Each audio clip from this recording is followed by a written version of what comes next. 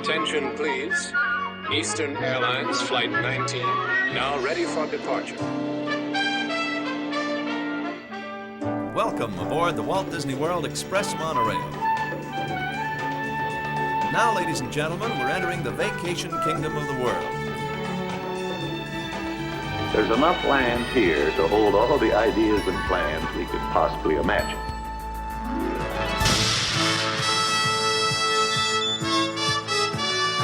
We call it Epcot. Will be our experimental prototype city of tomorrow. Welcome to another episode of the Retro Disney World Podcast, taking you back to the vacation kingdom of the world, the way it was, and the way it is in your memories. All right, welcome to another episode of the Retro Disney World Podcast, the official podcast of the Lake Buena Vista Historical Society. This is episode 66, Retro Food Part 2. We'll be taking you back to the retro food as we did back in episode 33. So I am your host, Todd McCartney, and sitting in with me as always tonight, coming in from Tampa, is Mr. Hal Bowers. I'm going out of order, Hal. Aloha. Well, you surprised me. I did. Wanted to catch you off guard. Yeah, that's fine. That's good. Keep me sharp. That's right. Love the tikis behind you. All the mugs. Look good. Thank you. And coming into us from Ohio, Mr. JT Kuzier. How you doing tonight, JT? I'm just happy to have a working microphone. Yeah. To be back, and if there's any problems with my audio, apologies. But I like snacking at Disney World, so this is fun for me. There we go. Yeah. And Mr. Brian P. Miles coming in from Philadelphia. How you doing tonight, Brian? You had a nice snack I saw beforehand to get ready for this show. Greetings and salutations. I did. I had a knockoff Cinnabon cinnamon roll from our local farm, the bake shop they have there at the local farm. So that was my dessert after a not so good dinner, some reheated stuff that I ended up tossing in the trash can. So I'll soldier through though, because we're going to talk about food for the next hour and a half. Oh, there's plenty of it. So some updates from us here. We want to thank everybody for joining us for our first ever Platinum Movie Night a few days ago. That was a great success. And again, a big thank you to all of our donors and everybody who listened in and watched in, actually, I should say. So we'll probably have some others in the future. And we're also looking forward to our next movie night coming up sometime in May called Attack of the 50-Foot Reels. So we'll be doing a lot of different 3-minute films all stitched together. Because we get a lot of those short ones quite often, so we're looking forward to that. And I know last month we talked about Pleasure Island. We had part 1, and Hal needed a little more time to get through some of the research, and so we're giving him some breathing room so he didn't have to rush to this episode. So thanks to Brian, he's done a terrific job of researching some of this food. We've got the old Birnbaum books out, and we're ready to go on that.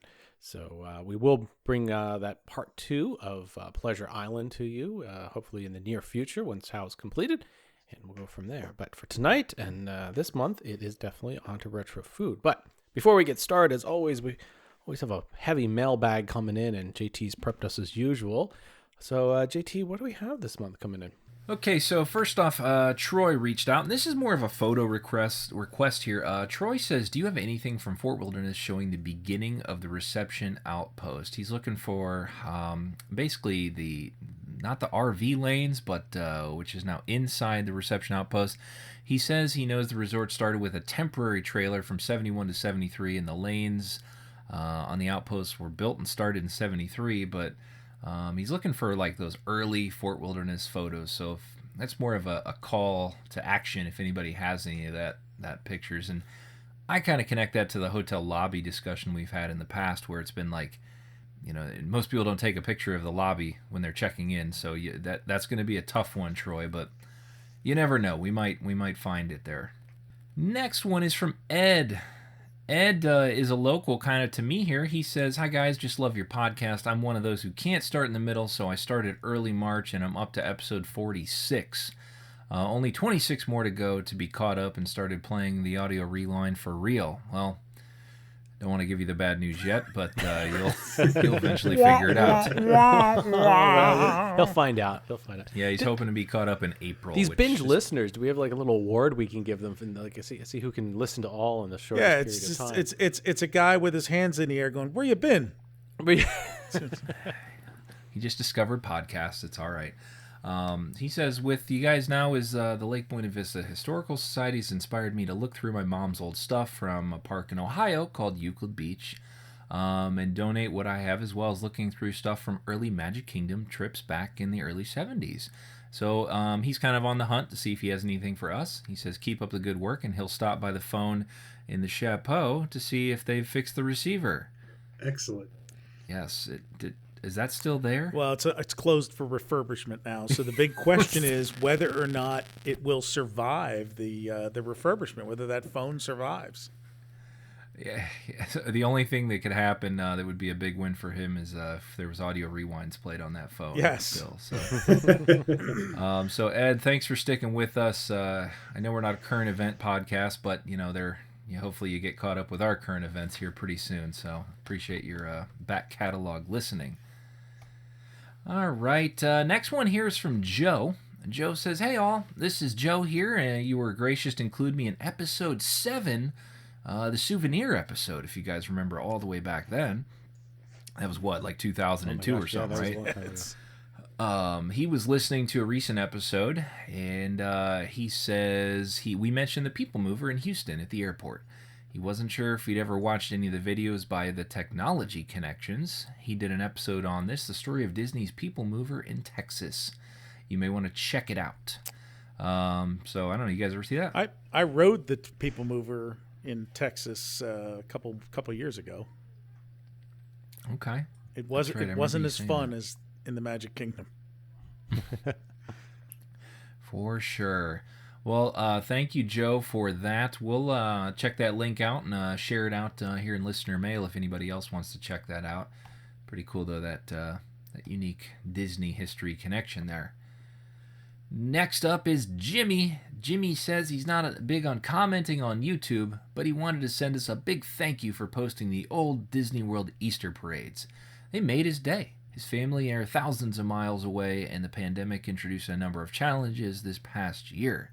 And he says he's still a WDWAP annual pass holder, and he absolutely loves the days from when he was younger.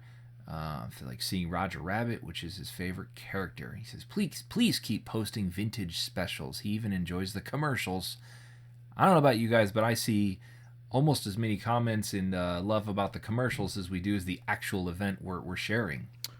Well, we all come from a generation when you actually had to watch commercials.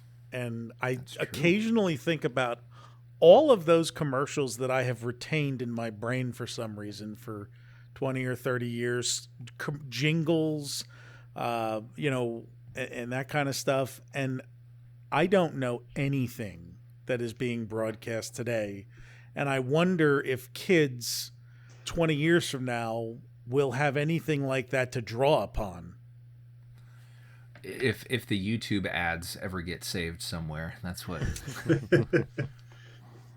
But yeah, you're absolutely right. And the commercials are something where it connects to something you want. It's the marketing in it, I think, that it hooked you as a kid or as a young adult, and then you see it again. You're like, it's almost like refreshes that. Well, that you're a memory. kid again. You're sitting there while your mom's watching soap operas, playing Matchbox cars on the floor when the Calgon commercial comes on, and you're like, wow. That's where it transports you back to, and I don't think anybody has that shared experience now because there's no we're going to sit and watch network TV and watch all the commercials. And well, even the Super Bowl, I feel like the commercial end of that isn't as big as it was even 10, 15 years ago. They're there and you hear about them, but now they've run the commercials in the Today Show the week before and stuff. It's nutty. Yeah, it's a whole different game out there for that. So we'll see where that leads us. Okay, a couple more here. This is James, and I know you guys are going to definitely know the answer to this one. Good morning, gentlemen. Apologies if this already has been answered. He lives just down the road from Disney Springs, and he takes Hotel Plaza Boulevard to get to and from work every day. He noticed the former Best Western has closed permanently as all the signage has been removed. It appears they could be in the middle of a stalled renovation. He's read unconfirmed reports it will reopen as the Drury Inn.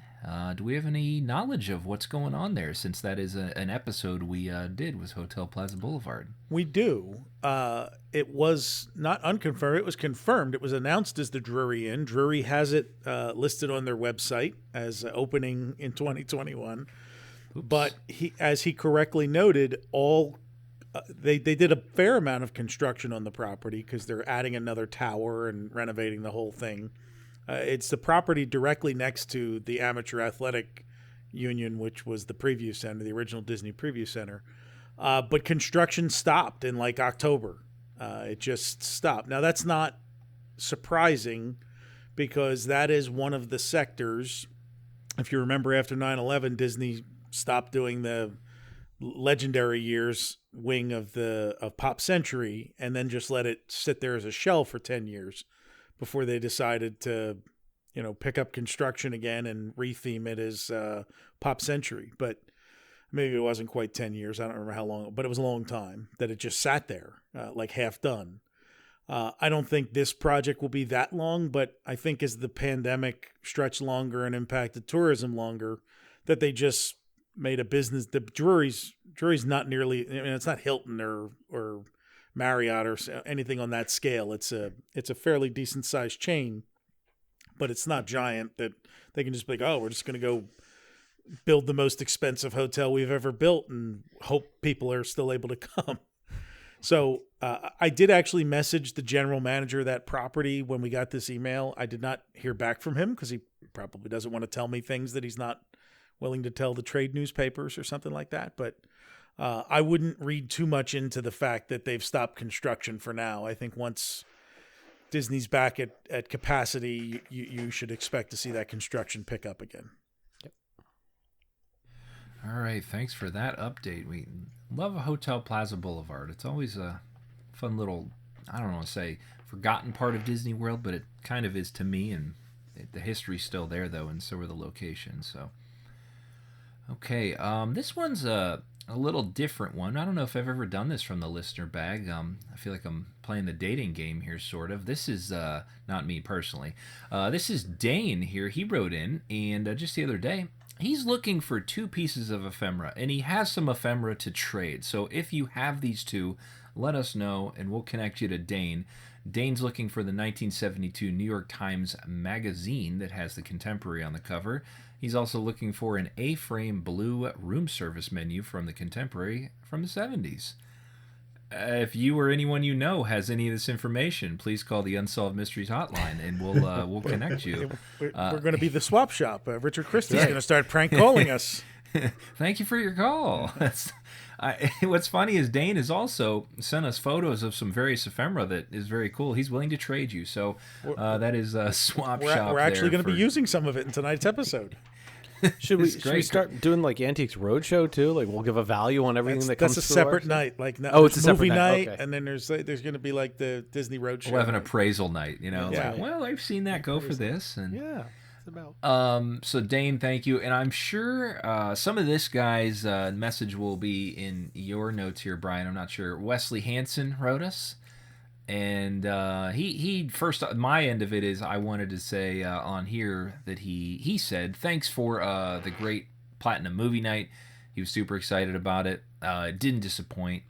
And he had some questions about the mile-long bar, some places about at Disney Village, some food questions in that. So Wes wrote us a nice email here, and he's also the old prize pot winner from years ago. So.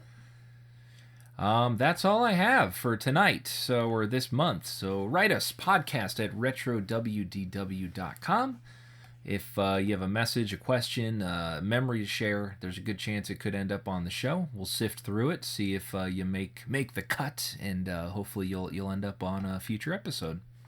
All right. We've got a lot of other viewer or listener mail coming in here a little bit later in the restaurants that we had people write in. So it's not the end of the mailbag for tonight. So Brian's got a portion of the mailbag. So before we get to our main topic, actually, we do have a prize to give away. Last month, we had just a random item come up, and we're like, oh, we've got one of those. Let's give it away. And that was the Norman Rockwell, or pseudo Norman Rockwell of Mickey, or Walt painting Mickey, or Mickey painting Walt. I forget, looking at each other in the mirror like the Norman Rockwell one.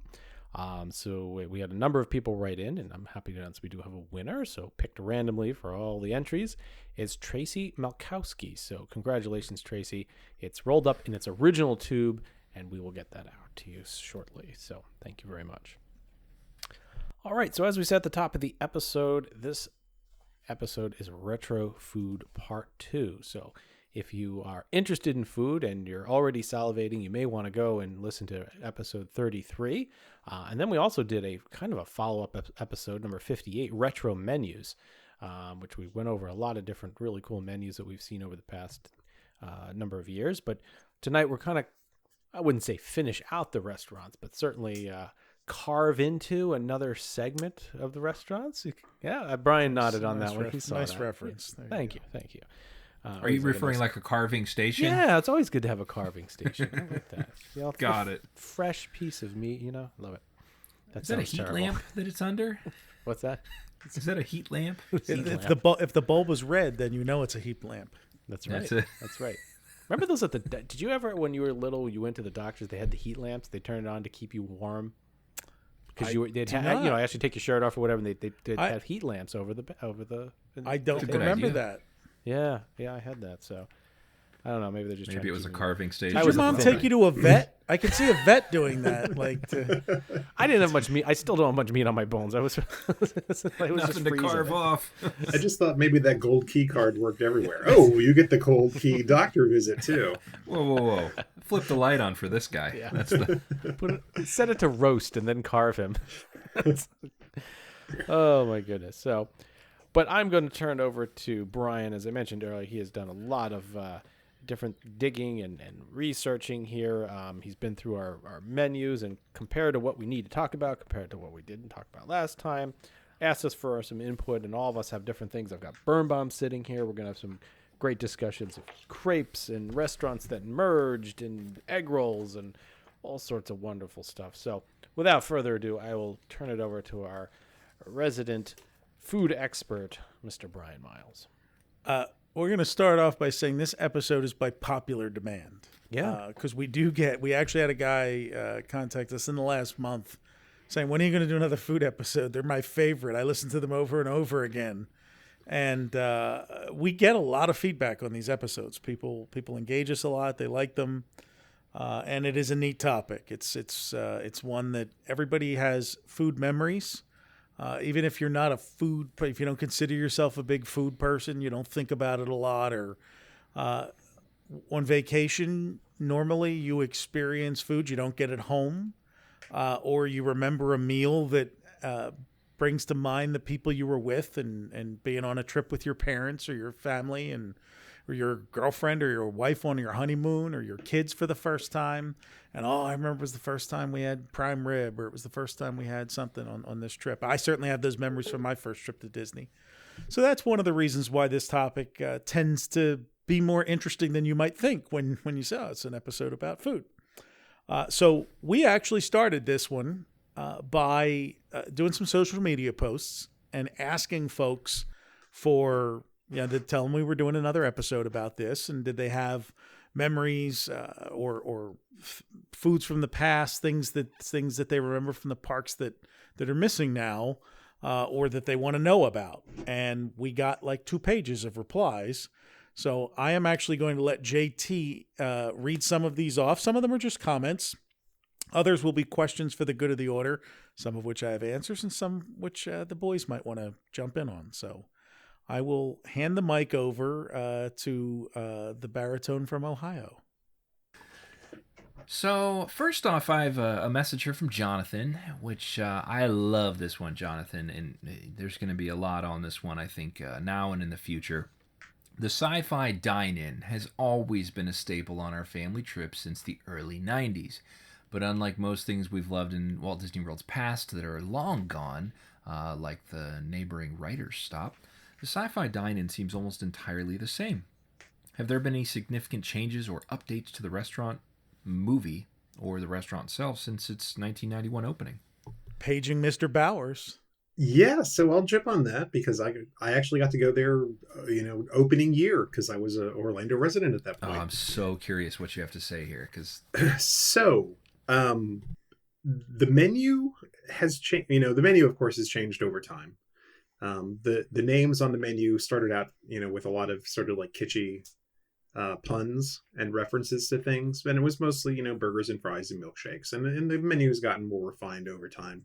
The movie has remained more or less the same. I read some people that said that there were some minor cuts made from time to time, but it seems to me when I go and watch it, it's exactly the same as it was back then.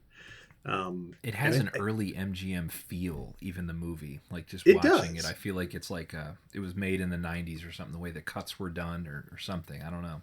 Yes, well, there's a couple of things that are. It's funny you say MGM because there's a couple of things that are very MGM and Disney MGM. So if you think about the Disney MGM studios, they got the name. There are actually two MGM short cartoons cut into that. One is a Tex Avery film called The Cat Who Hated People. Oh, one of my absolute favorite cartoons. Yeah, It's done so it's great.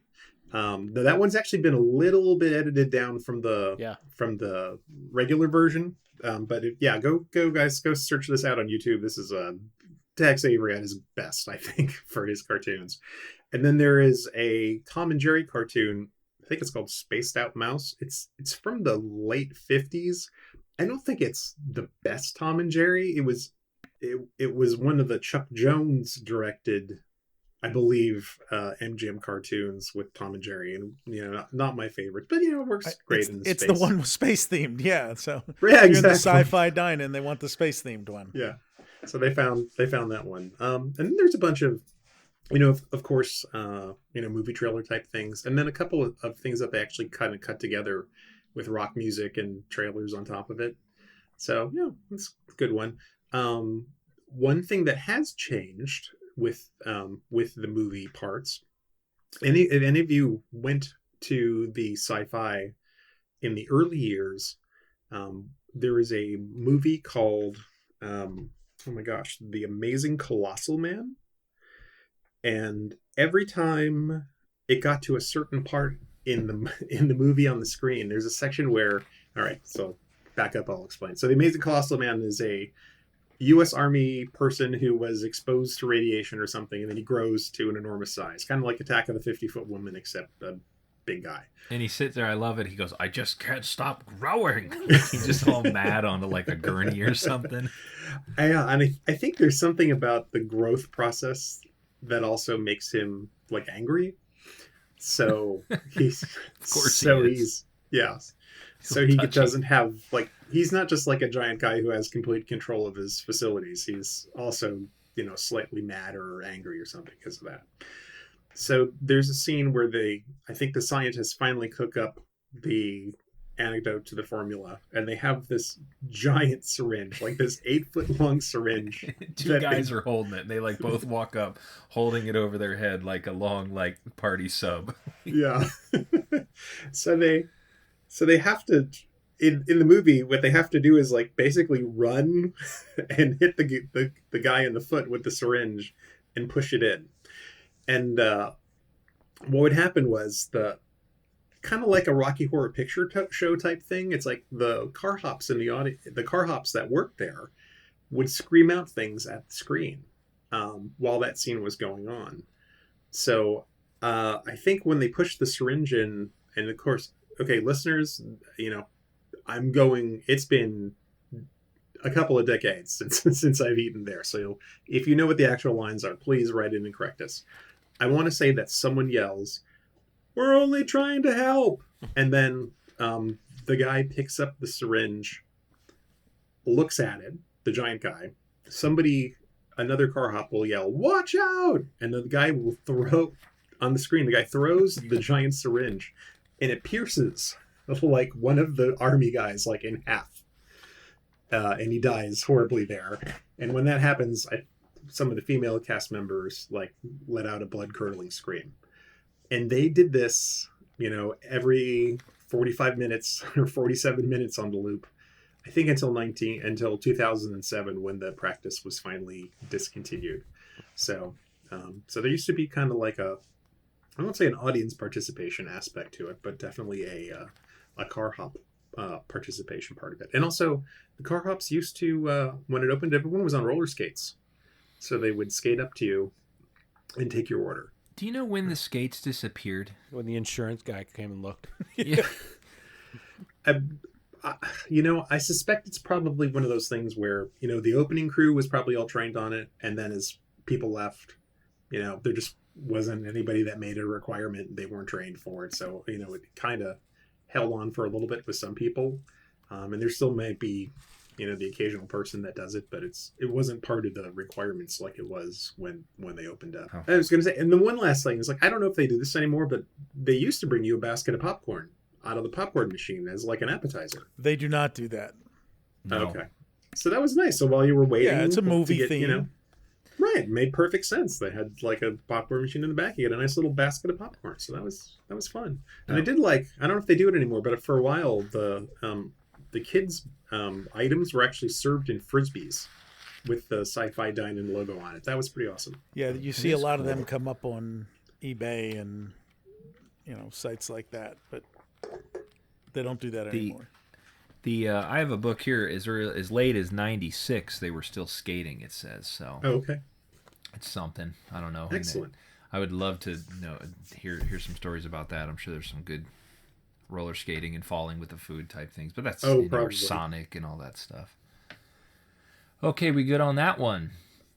Here we go. Next one. This is from Eric. Eric says he misses the old Goofy bar and the 100 Years of Magic bar. 2 separate bars, I'm guessing. Chocolate ice cream with a layer of caramel finely covered in dark chocolate all on a stick. Divine. It sounds good. I don't remember it though. Must be like a dilly bar from Dairy Queen. Is that the same thing? With the caramel and the chocolate? Caramel, that has peanuts in it, the dilly bars, right? Don't they? I think Yeah, the it dilly does, bars have that's peanuts. But I think they might be the same thing. Maybe the Goofy bar was repackaged as the 100 Years of Magic bar for 2001. It's actually Goofy, the mold wore out, so it looked like a 100 after. But yeah, that sounds tasty, right? Like Yeah. I mean, okay, I'm going to make a controversial statement. Yeah. The Do Mickey it. bar isn't that good. It's a theming thing, right? It's just like in your grocery store. You go, what is it? It's novelty. I will say I think they are better today than they were 20 years ago. I mean, I think it was a cheaper product like 25 years ago, but I think today the chocolate's a little thicker and the ice cream's a little bit better quality than they were at one time. I don't know who made them originally. I think Good Humor supplies them now. But I mean, I don't think they're bad. It's not 25-cent convenience store, Eskimo Pops. Right. Is it a must do for everybody to do once? For a lot of people, it is. Like I mean, I had one like 8 years ago, but Well, look at the shirts on Etsy. People make shirts just about the Mickey True, bar. and the magnets, and I had an air freshener like a in my drumstick. car that was. I mean, I remember having one in 1988. The first time I was there, like it was a thing to get everybody. the Mickey bar, but you also couldn't get them anywhere else because the ones you got outside of the Magic Kingdom were those the one where it was like the Mouseketeer bar. It was chocolate and vanilla mixed. It wasn't dipped in chocolate. Maybe the ears were dipped in chocolate. But yes, it had like a weird face. Yeah, it had like this weird Mouseketeer face, and there it is. It looks actually like a ransom note. So it's like if Mr. Bill had dog ears. So or something. Yeah, I mean the Mickey bars of today, which are the dipped in chocolate, fully dipped in chocolate and all. That's a more recent invention, I think, of the premium ones they sell today. And you couldn't get them in stores before. You could get that Mouseketeer bar at like ice cream trucks. Like if the ice cream man was coming around, they had them. But it was like a big deal to get the Mickey bars in Disney because you can get them in your grocer's freezer. I prefer the Mickey ice cream sandwich now. I've not tried one of those. And then it was a few years back. I was so excited to do this, and I never did. It was they had that late night ticket where it was like midnight to 4 a.m, and it was all the soda and ice cream bars you could eat. Great for kids. Yes, I would have loved it. Okay, next up is Erica. Matsunoma Lounge in the Japan Pavilion, specifically the sushi bar in the lounge area to the right with the beautiful windows and the views of World Showcase Lagoon. Yeah, so this is not something I recall getting to experience, although I know it closed in 2007 to get rethemed and reused as more of a sit-down sushi place when they did away with the sushi bar. And I know I ate in that space a few years, perhaps 6 years back now, but I don't remember what it's called now. Like there's like 3 restaurants up there on the second floor of Japan, and there's the one that they just opened last year that's like the high-end one, Takumite or something like that. And then there's Tokyo Dining, which is the hibachi, and Teppanydo is the hibachi, and then Tokyo Dining, I guess, is what maybe Tokyo Dining is in where the lounge was before. I think that's what took over where the lounge was. So, Eric is right. Good spot, and sushi bars are always great, especially if they have a conveyor belt. All right, thanks, Erica, for that. Next up, we have Adam. He says, "R.I.P. to the Starboard Deck Sandwich." Yes, he thinks his memory is ham with tomato, broccoli, slaw, and cheese. What do you got? Something different there, Brian? No. It was funny because when he sent us this, he sent us a picture of the sandwich, and Hal's like, "Where was this?" And so we looked. It was Columbia Harbor House, and it was a ham and cheese with broccoli slaw, but the cheese is Munster cheese. It's not like American or Swiss. It's clearly Munster cheese. You can see in the photo. Which I guess was changing it up, but and it was on some kind of like stoned wheat bread. But Adam was a big fan, and then when we looked, there was a lot of people that were really upset when they took it off the menu. I don't think I ate anything other than chicken or fish from the Columbia Harbor House. So that's people go nuts wonderful. For the tuna sandwich there.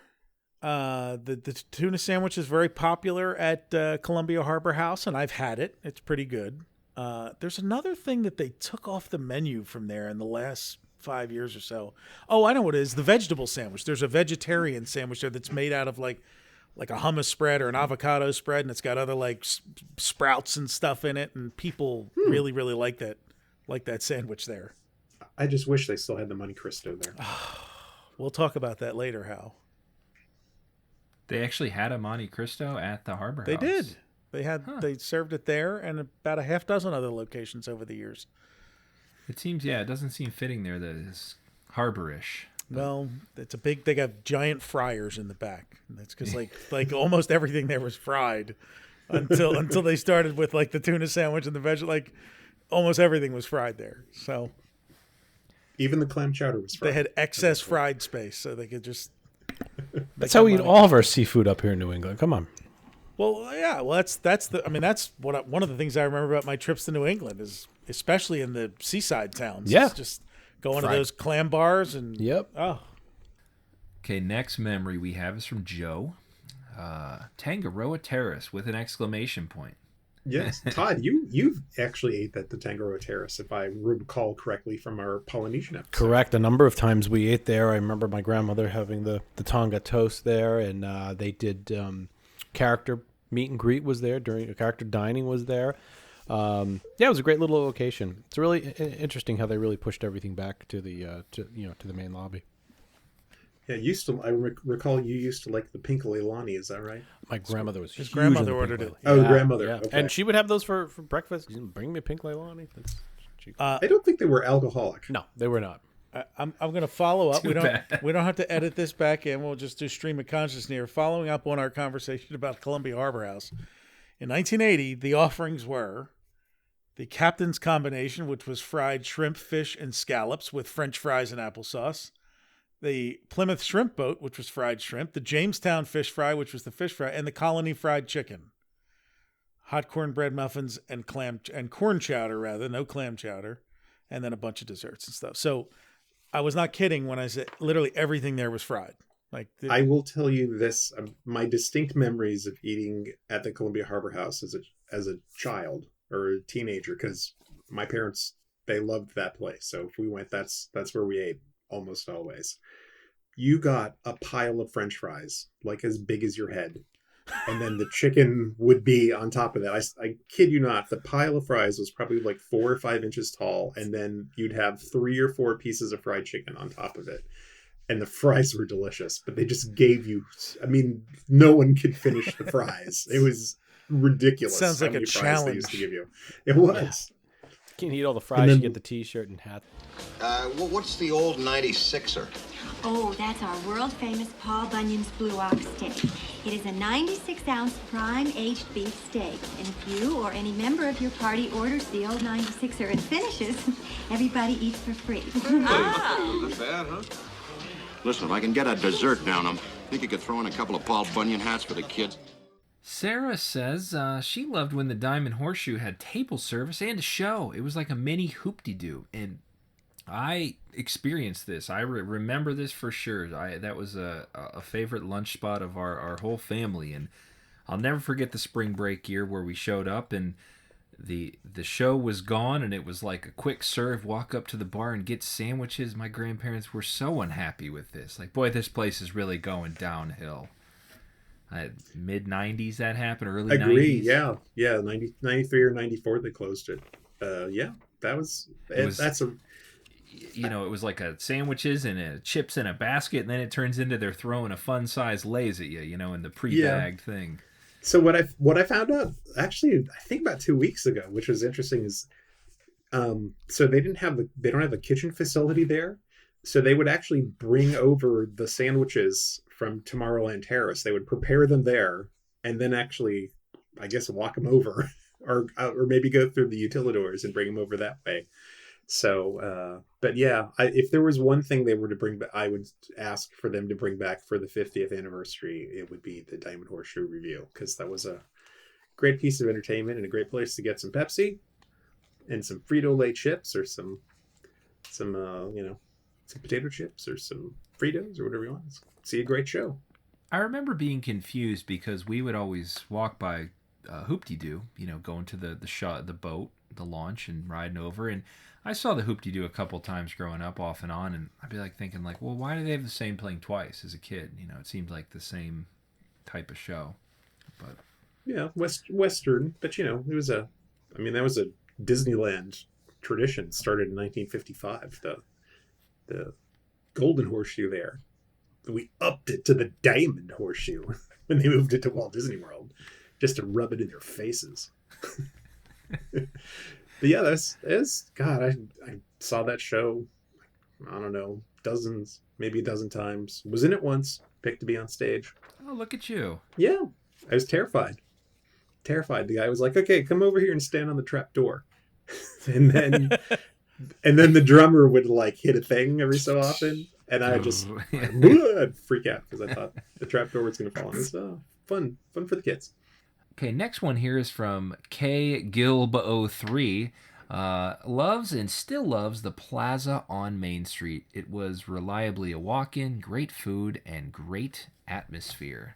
I concur, although it's no longer reliably a walk-in. Now it's go up to the stand and have them say, "Oh, I'm sorry, if you don't have a reservation, you can't come in." But I've always loved the Plaza Club there, the club sandwich that they sell there. They have decent burgers. I don't recommend the Philly cheesesteak because you shouldn't order that in Florida. They don't have green peppers in them for some reason. Outside of Philadelphia, people put green peppers in them. But I love that place. And they have hand-spun milkshakes there because it abuts the Plaza ice cream shop. So instead of getting, milkshakes out of a machine like they have at some places, there it's bottomless hand-spun milkshakes, which I recommend highly. It's always a favorite place. Yeah, always a favorite place for us to stop off. Like I said, the meatloaf is great. The club, we love that. We've had that a number of times. And it's not big. It's probably the smallest place on property. It's charming. Yeah. I don't have another word for it. It's a refreshing. Very charming place to eat. Okay, I wanted to add here, I did find in my Burn Bombs How that the Diamond Horseshoe served freshly baked pie. Oh, wow. Didn't know that. Well, no, I'm mad my parents never sprang for that because this brought back enjoyed that. This brought back a weird memory. Reservations are required and they're hard to come by. Oh. They must be made in person, and you can't count on getting them if you arrive much more than an hour after the park opens. And then there was a cancellation line as well. So I recall somebody standing in that line trying to get the spot, and then we got it. And then, of course, the sandwiches were pre-bagged and everything. So that was I know I've talked about this before on the show, so I'll keep it brief. But yeah, you to be able to get into the Diamond Horseshoe show, you would run to the Diamond Horseshoe and go to the stand out front and get a reservation with like a number of people at your table and a time on it, and then you would go off and do the stuff that you did in the park. But yeah, as soon as you got there, if you wanted to see that show, you booked it to Frontierland and got your reservation in place, because otherwise you were not seeing that show. Okay, next up from Mama Bodnar. She says Alfredo's in Epcot is one of her memories. We got a couple of emails about that and messages. People had fond memories of Alfredo's. And when we did our Platinum Movie Night, we shared a slide of a Disney promotional slide from Alfredo's, where for some reason a table of people who are having a full dinner, the chef is standing next to them with this giant pile of Alfredo pasta, like he's about to pile it on top of like the steaks and things that they're already eating. But it was the signature restaurant in the Italy Pavilion, famous for it was actually owned by the family Alfredo, who invented fettuccine Alfredo, which is just cheese and milk and butter, right? And it's just pasta with lots of it. Mm-hmm. Yeah, the most delicious configuration It's possible. very rich, and that went away. I would just say now, oh God, the years all run together. 10 years ago, maybe less, to become Tutto Italia. Ooh, I'll have to look that one. Did it have the name Alfredo's forever? It did, but there was some kind of a falling out with the Alfredo family, like the agreement or something with them. I want to say Disney was not, if I recall the story correctly, Disney was not paying them enough per diner once the Disney dining program started for them to be able to make a go of it. So they decided we're not going to make a go of it anymore. And they left, and Tutto Italia came in. What's this perspective paintings on the wall? Oh, yeah. Well, it was like trompe l'oeil paintings of Italy as you sat inside. So it was as if you were looking out windows to see, the Italian landscape behind you. There was also, sometimes strolling musicians, opera singers, and the whatnot. So it says here, the 25-year contract with the company ran through August 31st of 2007. And it closed after dinner after the final day of the contract. I know I told this story on a prior episode, but the one time I ate there, I got sick, and I haven't eaten fettuccine Alfredo since. Really? Like never? No, I just don't. I don't eat it anymore. It's one of those things. Yeah, that's crazy. Okay. Yeah, I liked it. That was the first place I ever had fettuccine Alfredo. I enjoyed it, and then I actually found it difficult to try to order fettuccine Alfredo anywhere else after I had it there. It was so good. Yeah. I tried the Olive Garden. I'm like, It ruined it for all the other Alfredos. Yes. Curse you, Alfredos. The one thing I will say, it's tough. If you've been out in the sun all day, the last thing you want is a heavy bowl of pasta. So it's a great place to go. I've been there and it's good. But you want that as like, we've been at the hotel relaxing. Let's go over have some fettuccine. Yeah, I think we've determined that almost every restaurant at Epcot was like the antithesis of what you would want to eat. Yeah. Like after you've been walking around Epcot all day. Yeah, well, we did that with the precursor to the electric umbrella, that sunshine, whatever, that had it was all like heavy pastas and sauces. And so like, Mom, let's Nobody go get a wants big that. plate of meatballs. And there were places with like hot soup and stuff. Yeah. It's like, what? Let's get a baked potato here from this stand, which is going to be mentioned. Oh, man. Okay, so this one's a question from Brooklyn Rose 84. She says, is the mile-long bar now Pecos Bills? How about Yes, it is. The mile-long bar was absorbed into Pecos Bills when the makeover occurred.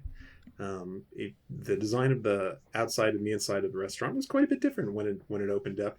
The exit of Country Bear Jamboree would open out into the mile-long bar. You could step up to the bar that was situated between two mirrors and get yourself a Pepsi-Cola product.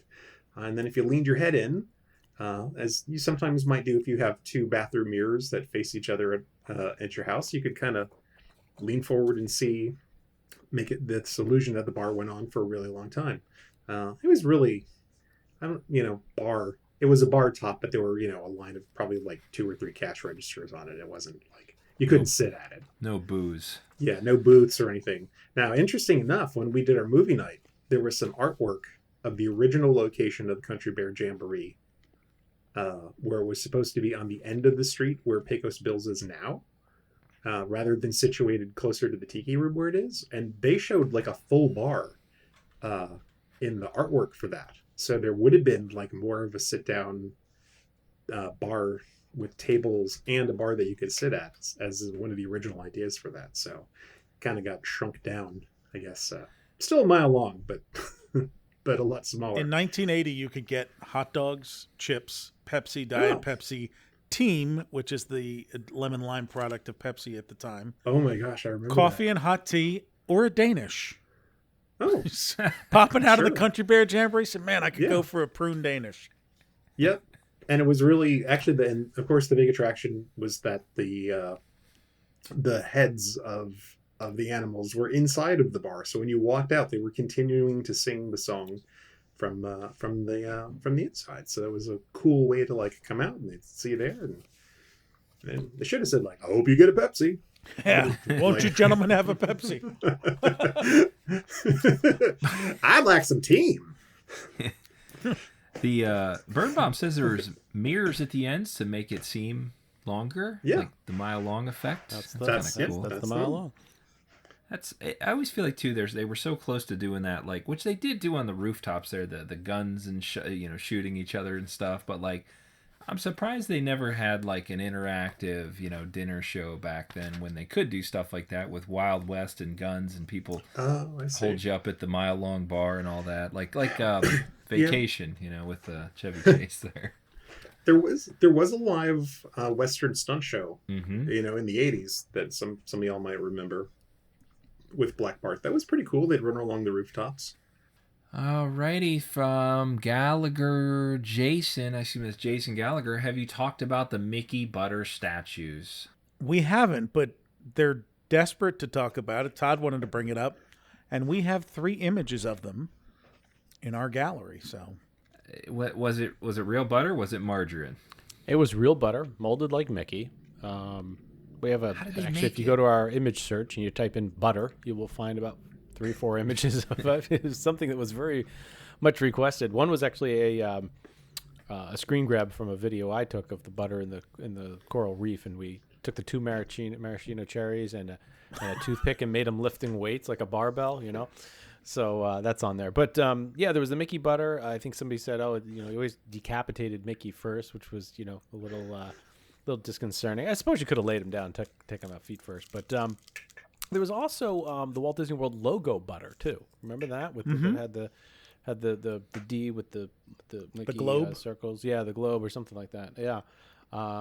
And there was also mention of flavored butter, which was in a variety of different restaurants as well over the years, and you kind of had a choice and stuff. But I remember Epcot logo butter. Oh, that's right. We got that when we ate at the Rose and Crown. That's right. Yep. That was fancy. So, which logo was it? Was a big thing. People have really fond memories of those butters because it was fancy. Yeah. And I think the only one doing it now is Universal. Universal has they stamped their logo into butter in what's the place? The Mythos, the Greek themed restaurant there, which is excellent, and probably in a few other places too. But they do have the Universal logo butter there. But I don't know that. I want to say I was somewhere on Disney property not long ago that had some kind of logo in there, but there's so many of those places being run by third parties now. I don't think it was a Disney restaurant. Okay. Well, that explains why Mythos is like the #1 theme park butter restaurant in the world. That's it. It's the butter. Voted 5 times. It's the butter. 5-time champion on the butter. According to Butter Tasters magazine. Rhonda writes us, Rhonda7681, Diamond Horseshoe watching the review, and King Stephen's Banquet Hall, which I know we gave away a glass from King Stephen's early on in the podcast. Yeah, a long time ago, yeah. Never did King Stephen's, did you guys? I've been there as Cinderella's Royal Table a couple of times. I've never been there as when it was King Stephen's. And when it opened, it had a reputation for having a very high-end cuisine. For most of the time that I've been aware of it, it had a reputation for terrible cuisine that just got by on its location. But the times I've eaten there as Cinderella's Royal Table, the meals haven't been bad. They've been pretty good. So I don't. The problem was King Stephen didn't have good taste in food. He did not. Well, he was from the wrong movie anyway. So right. I ate there. I think it was 96. I want to say that was a little bit before the changeover. I can't remember if it was good or bad or what I even had, but I did come home with the mug for it. Actually, it might have been 98. Actually, now that I think about that, I went up there. So they did have quiche for lunch. That's another theme park favorite after a hot morning in the parks. Yeah, and Brian, beef and barley soup. I see that's on the list. It's a light luncheon, a quiche. I mean, Brian, that was one of the slides I remember when you got it. Was as a woman eating a lunch up there, and we tried to zoom in to see. We're like, I think there's peas. We desperately tried to. We knew she was drinking iced tea, but yeah, and there was a bread basket on the table. I just looked at that picture today. Actually, was there Mickey butter on here, the table? I'll tell you some of the things they had. I have the full menu. Here, oh, do you? Oh, you got it. Well, the full menu. Yeah, give us some facts. What would you like? There's the luncheon menu and the dinner menu. Actually, they're very similar. Beef barley, French onion soup, choice, or salad chiffonade. And the salad chiffonade was tomato, string beans, cucumber, salami strips, and bits of bacon served on chilled lettuce with choice of dressing. It sounds like a sort of a chef salad or an antipasta salad. Seafood Newburgh, children's portion is poulet Louise, which is just portions of tender chicken fried to a golden chicken fingers. Oh, okay. Hunter's stew with dumplings, King Stephen's vegetable salad, the King's cut or the Grand Duke cuts of the prime rib. At dinner time, kids could get chicken Devon, child's chicken, or the Royal Mariner, which was red snapper in lemon butter sauce. But the dessert, both at lunch and dinner, crepes Angelica or the Sherwood crepe. Now, I know the Sherwood crepe is a mint, like a creme de menthe crepe. I don't remember what crepe Angelica. I think that was a vanilla sauce. I have the recipes in the other room. I meant to put my cookbooks next to me while we did this, but the big thing about this, since we're jumping into my menu book a bit, at the bottom of the menu it says tallage includes appetizer, entree, hot bread, dessert, and a beverage. So I had to Google tallage today because I'm not big on medieval terms, and it is a 14th century term. For when a king would impose an unfair tax or levy upon a city or a village in his kingdom. So what is that? So it's a fee. It's a tax. So tallage, which I guess is they're trying to be cutesy here, in meaning that what you're paying for lunch includes your appetizer. Okay. So was it like a fixed price? Prefix. It was not. It was not. It was just telling you that these other items, menus do that. Dinner includes, salad and bread and a beverage, and so the entrees were all priced separately, but the entree price included, appetizer, dessert, and a beverage. Gotcha. I love the outfits that the servers wore. Crazy. Like these medieval tapestry looking things with this hat. This it was on the cover of actually the Disney look that we just scanned and put up. But it's it looks super medieval. I mean, they're Yes. When you talk about like Disney costumes, it's like that legitimately looks like a costume. It's right out of Monty Python and the Holy Grail. Like yes. The last thing I'm going to mention here, because it's going to come up on a letter coming soon that JT's going to read, the Court Jester's Punch, and we're going to come back to that in a moment. So go ahead. Okay, next one we have here, Character Breakfast at the Polynesian. That is from Second Star Sisters. Minnie's Menehune Breakfast, right, Hal? Right. Did I pronounce it right? Very good. I pronounced it right. Yeah. Uh-huh. It's not an easy one. Yeah, which eventually became the Ohana Breakfast that lives on today. Our old pal Joe Barlow. He sent us about 8 emails today, so. Yeah, thanks, Joe. Trails End Restaurant during the late 80s and through the 90s, they had a taco bar at lunch every day. Pour one out for the old Trails End, not open yet. It was always top-notch with very good ground beef and all the toppings, or I feel like at Fort Wilderness they would have said the Fixins Bar, something along that terminology. L there. Fixins Bar, because it was a taco bar. L, you put the L means the, is that? Yes. Yeah. I'm just... just the letter L. Or the first name L, like E-L-L-E. Yeah. I mean, a taco bar 11. sounds like it would be very popular.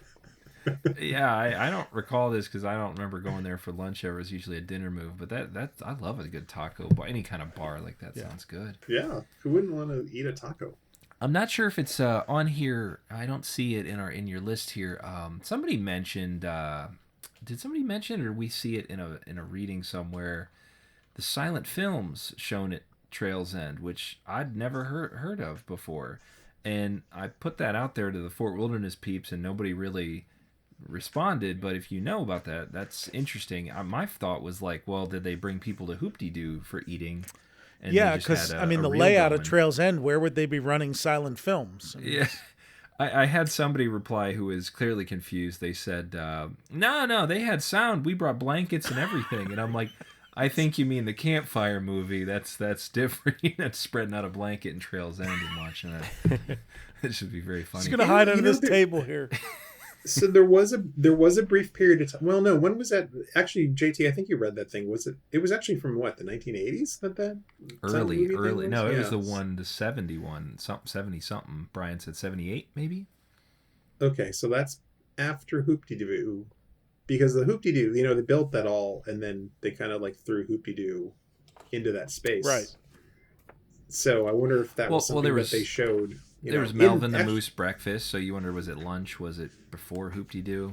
Yeah, maybe early in the day, just to have something to run on there and utilize that space. I heard at one point they showed nature films in there too during lunch, and the Disney nature movies from the 60s and that were played in there. So, okay, next up is Bill and Henrietta from New York. They say, greetings, love the podcast. I've been going to Disney since 1986.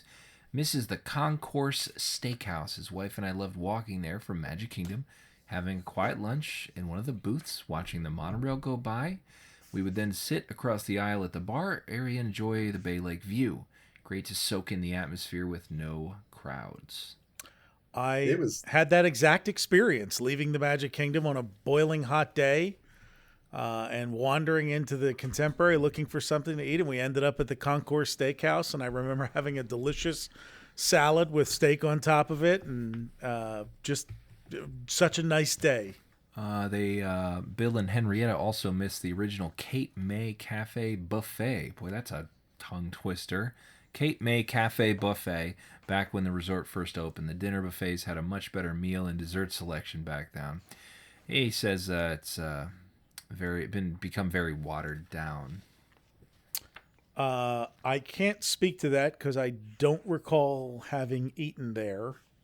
I do know that the big attraction at the Cape May Buffet is that they do the crab legs on the buffet. So people go there to get their seafood fix on, and there's clams and shrimp, but the big thing is the giant crab legs that people take back, and people who love crab legs sit there and cut them up and eat them. So the net effect is whenever you're walking in the back end of the beach club past that restaurant, the whole hallway past it smells like fish. And if you've ever lived with someone who cooks fish in the house, it stinks. So that's what you have at the Cape May Buffet. So if you eat breakfast there, because they have a breakfast buffet too, it's great. But you have a breakfast that has like the odor of fish hanging in the air. So I bring it up because I had occasion to walk through the resort when I was down in January of this year, and of course the buffet's been closed for 9 months at that point. And it was very nice to be able to walk through there and not smell rotting fish carcass. So I enjoyed that. All right, thanks, Bill and Henrietta. Next one. This is from, I think... Dave? Yes, this is from Dave. Dave says, as a kid, I loved the Pinocchio Village House because of its theming, the view of Small World, and the burgers. And I agree with you, Dave. I never... we didn't go there very much, but going in Small World was one of those things as a kid you'd see. You'd be like, wait, what are those people doing in there? How do they eat there? And then, I forget, was it on the way into the rides? Yeah. You'd see it. Yeah. And then by the time you got done with the ride, you'd forget. But that moment always played back in my head of like, I want to eat there. And then you forgot. It just seemed really cool. Agreed. It is. I'll tell you, that's a tough restaurant to eat in now because that main dining area is just so compressed. Yeah. There are so many more people these days with strollers and so many, like, that place was not built, to house the modern accoutrements that people bring with them today. So it's interesting too because the menu there now is, I think, entirely flatbreads, if I remember correctly. It's just flatbreads. And if you think about that, that's brilliant. There are no condiments for flatbreads. So they don't have to refill ketchup or worry about having, people running back and forth to get the relish cups or anything. You ordered the barbecue chicken or the pepperoni pizza flatbread. You sit down, you eat it, you leave. They've made it as simplistic as they can. But even the outdoor seating area is so packed in together, those little umbrella tables out there. I've eaten, and is there an upstairs there? No. Look, there's like a faux. Like That's right. There's faux like overlooks inside, up there, but it's fine. I that's one of the places where people say, "What's the food like there?" I say, "It's food." You leave and you're not hungry. Yeah, there's there's charming murals on the wall. There are Pinocchio. The famed Figaro is a cat. I don't think I ever ate there. And now I think about it at all. I don't think I've ever had anything there. Next trip, Todd, lunch is on me. Oh, well, there we go. Yeah. It won't be memorable, apparently. He'll even let you get extra toppings. Double the pepperoni. Now, I will say about the Village House, the ceiling feels like it's about 6.5 feet tall throughout it, too, for some reason. They spent all the money on the Small World ceiling. There just wasn't enough for the Village Well, House. it's funny because when you walk in, the ceiling's low, but then it gets big when you walk into the center courtyard where the ordering is. Yeah. Yep. It kind of goes up into a bigger space there, and it kind of feels like a little bit like you're outside, but it's kind of useless. And then as soon as you go sit down, you're like back under a lower ceiling. Many parents know the struggle of finding a seat in there. Your wife gets it, she reserves it with some napkins, and the whole thing. It's one of those types of places. Maybe that's why I avoid it. I don't know. It's always Columbia Harbor House for us upstairs where it's quiet. So. Yeah, it's one of those things. You did it, and you're like, I'm not going back. It's one of the few restaurants that overlooks an attraction other than San Angelo Inn, too, right? I can't. That's true, right? Yeah, and it's very limited. And there's 4 windows, maybe 5. Yeah, you hope for that seat. Yeah, you're not going to get it. Like you're gonna have to fight for it. And you left out Garden Grill, but Garden Grill, yes, of Garden course. Grill, yeah, that's true. That's the biggest one of all. You get to see multiple scenes. And technically, the coral reef looks into the fish tank, so that's the main attraction of the Living Seas. You used to be able to sit on the veranda of the swan boats, and watch the swan boats go by. Exactly. Go by, or even in the Oasis snack bar. That's right. Over at the Jungle Cruise and watch the swan boats go by. Dave also says one of his Epcot favorites is the Land's Farmers Market and Stargate in Communicore. He said the burgers were the exact same as the Village House, and he thought they were amazing. Probably the Broil Master 5000 doing its That's job. it. Yeah.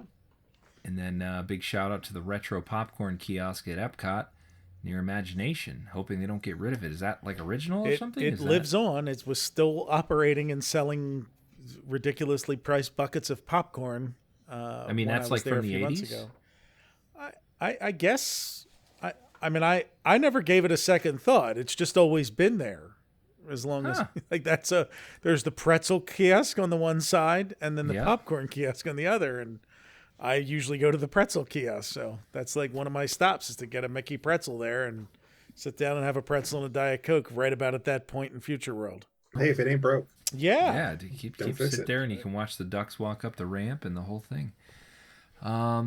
Okay, Doug, my favorite food. We found our guy that loves heavy pasta. That's right. We there he did. is. My favorite food item at Epcot was the tortellini in meat sauce from the Sunshine Seasons Food Fair in the land. You got a stronger stomach in 90-degree weather than I do, my friend. He looks forward to that lunch at least once per trip and was crushed last year. Oh, the last year he went. Yes. Sorry, not last year, 1999, 2000.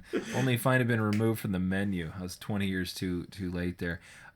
Later, the entire setup of the food court was changed. So yeah, fewer stations, and they took away Jim Sarno's fountain to increase the seating down there. And the food is still very good in that food court, but it's very different from I think it was 7 stations back when it opened in 1982, with a baked potato station amongst other things. But we got Lainey here from Boston. She says she can't find recipes or reference these. She says first is a recipe for a drink she remembers called Freedom Punch from the Magic Kingdom in 1974 to 1980-ish. It was a cloudy purple punch that I remember having at Pecos Bill's, Liberty Tree Tavern, and King Stephen's. It's so delicious, and there's no mention of it anywhere. All right, here we go. Let's stump the experts. Do we know what Freedom Punch is? Well, I spent some time on this last night and today after we got this email, and I did find Freedom Punch on the menu in 1980 in the Columbia Harbor House. I then also discovered that many locations had a custom-named punch, including the other locations that she named. So I mentioned when we were at King Stephen's, I have to look back and see what it was called. There was at Tournament Tent, there was Squire's Punch. And King Stephen's, where did I put? There's Punch at the Plaza Pavilion. The Court Jester's Punch was at King Stephen's. I suspect that they all were the same, as she's remembering. They just would slap a different name on it. I even went so far as to ask our friend BJ Major about the punch they served at Light Bite in Lake Buena Vista, and she said that it just came in from Central Foods, that it wasn't something that they mixed there, so she didn't know what was in it. But the thing that was on the Liberty Tree menu, that kind of threw me off, because Liberty Tree's punch, they were famous for the lemon sherbet cooler, which we do have the recipe for, which isn't that creative. I mean, it's just lemon sherbet in a like a plain soda with some maybe lemonade. But that was it. Lemon sherbet cooler was what they were famous for, and that was on the menu for a very long time there. So I don't have a recipe for Freedom Punch. It is not in any of the books, but we'll keep our eyes peeled on that one, Lainey. However, the next piece of your email, we can do much better. Can I add to that, Brian? Yeah. Sleepy Hollow, Burn Bomb, 1986. They had a legendary punch. Yes, that's on here too. Okay. And I recall a few years ago, we talked to somebody about Tomorrowland, and they said there was a punch, a Welch's punch. There is. Under the lunching pad, I think. Yes. The space bar. They're all in here. As I went through today, there was also at the Wedway Space Bar the Splashdown Peach Punch. That's the one that people rave about. Yeah. That's awesome. So when we flip through this menu book a little, I actually spent some time today highlighting all the punches, because it's like 70s and early 80s were like the era of punch. And I guess if you weren't, kids, if you weren't drinking apple juice back then, because that's what I remember drinking all the time as a kid. We drank apple juice, and you got like punch and stuff when you went out to eat. Like there was Hawaiian Punch, there was Kool-Aid, but I think these like outdoor stuff at McDonald's, it was the High C orange drink, the orange I just think that was like what the kids drank. Like no kid drank water when you went out to eat. Like yeah, that's this true. is almost the precursor to those very expensive light up kid drinks that are out there now. Yeah, I would think like it was the alternative. It was your parents didn't want to buy you soda, so you got punch because there's fruit in it. It must be good for you. Yeah. Punch was a big thing as you said, Brian. The 50s, 60s, and 70s. It really became a themed item for a party. Was that coming out of the tiki craze too? Was that kind of a sideline from that, or? Okay, so I'm trying to. Could be a little fuzzy here, but I want to say a lot of this does go back to Hawaiian Punch. And I would also take it back to Prohibition. Yeah. So in Prohibition, it was very. Well, I mean, we jump back even further. I mean, if you go back to the origins of alcohol punch.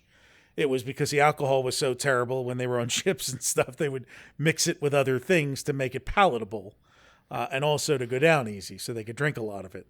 But, you fast forward through the eras. When you go through Prohibition, there were two kinds. There was spiked punch. It was a way to look like you weren't drinking when you were. But there was also, ladies' lunches and things like that. That became the era of the big punch bowl. And my thing, I remember like parties, like kids' birthday parties and stuff when we were growing up, where it was literally like a half gallon of ice cream or sherbet. Yeah. That was disembodied in its entirety, like taken out of the box, or just like the square was put in there, and they would pour like ginger ale and something else in there. Right.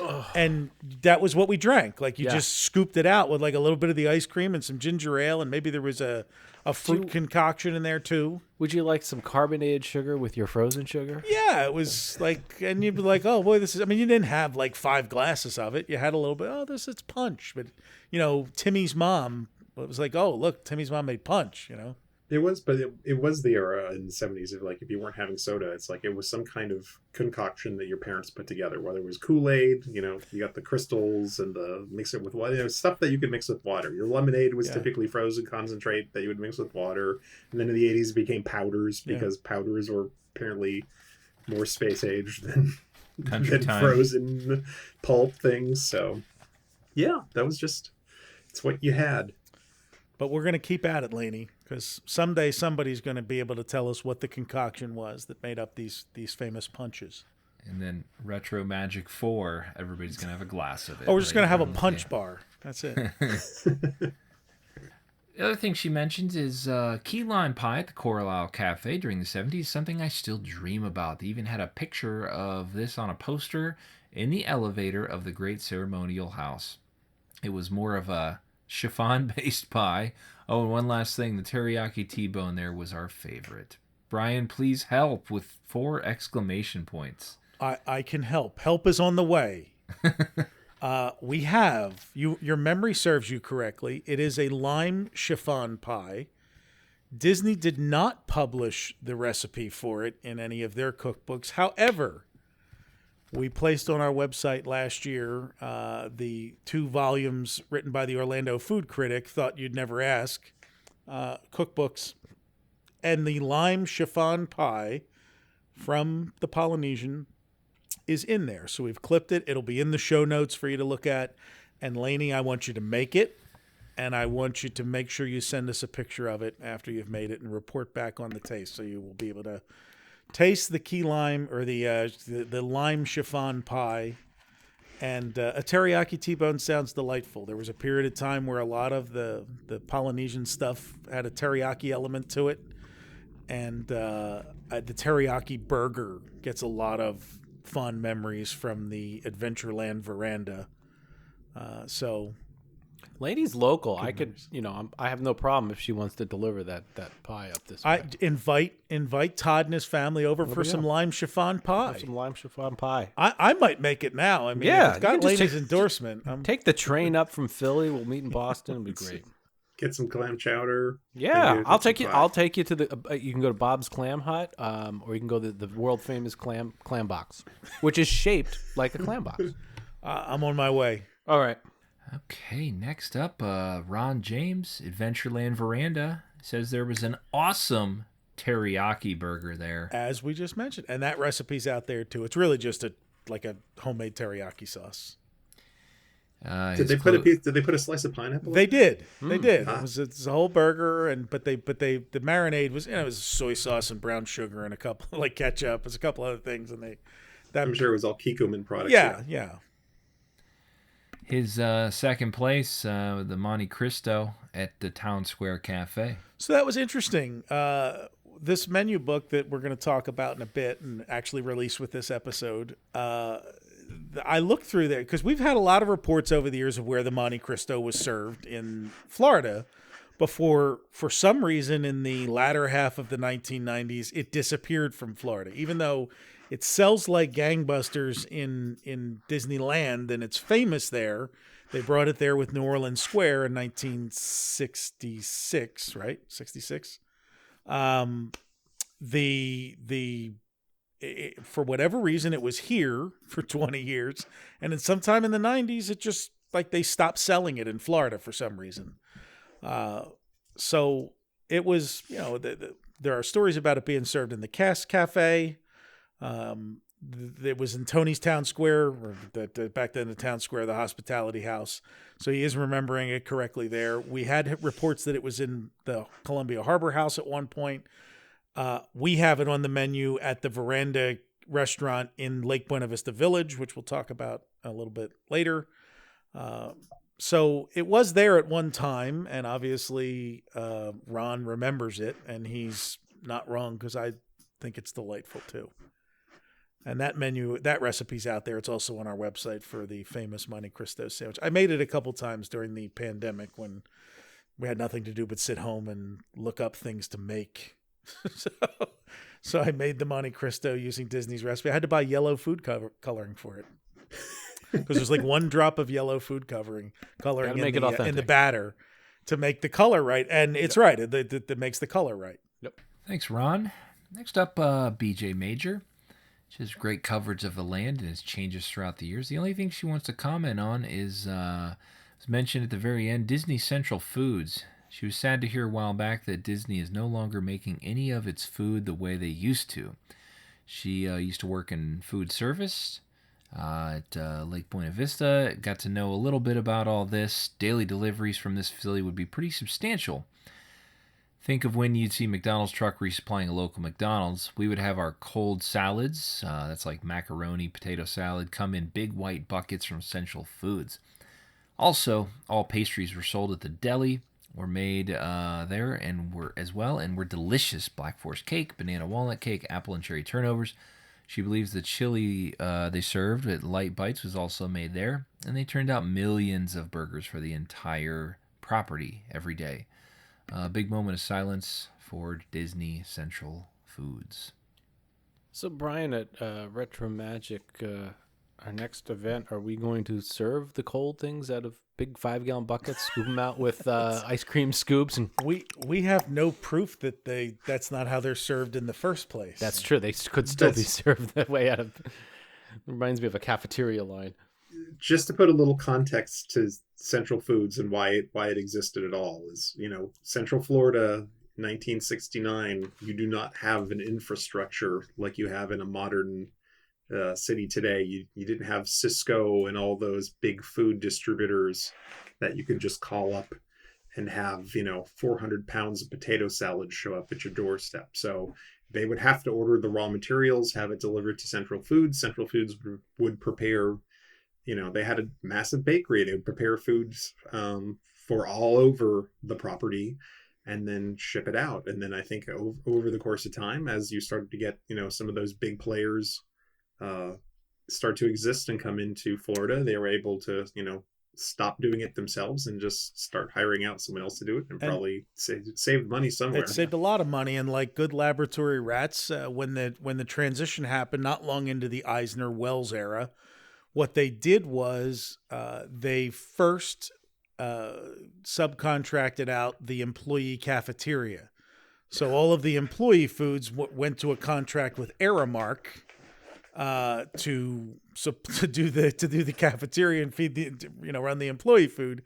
And after nobody died there, and the kids were still getting burgers and hot dogs, they started to wind down Central Foods and start using outside vendors to supply the rest of that stuff when they could. So, I mean, you still had all the chefs, making things in your fine dining and your sit-down restaurants, preparing things in the kitchen, but they started to farm out large-scale baked goods and things they just.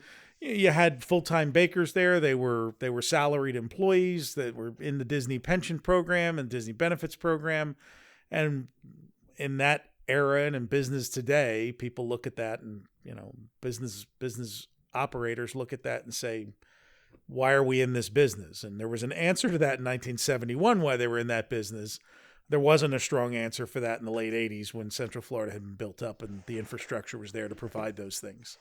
Okay, thank you for that. One more from Joe Barlow. Pioneer Hall Pizza. I used to go out for pizza all the time. You will get your pie, shell, sauce, your cheese. And then there was a line of monkey dishes with all the toppings. They used a small silver foil to scratch a number in it.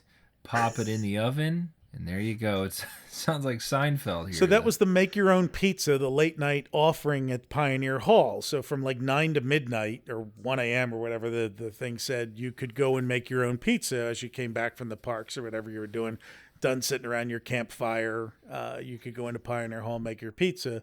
Monkey dishes, for those of you that don't know, it's a restaurant term, or they're flat bottom bowls. So they would have been bowls of pepperoni and peppers and things like that you could top on your own pizza. Hopefully people were using tongs and not their hands, or that they had like a cast member there with gloves on to put that stuff on your pizza. But it's Pioneer Days, and if you're going to keep true. in theme, then everyone just grabs it with their hands. With their unwashed hands, because yes, there was no exactly. sinks or any soap back then to wash anything. So you just kind of went with 3 days of muck on it.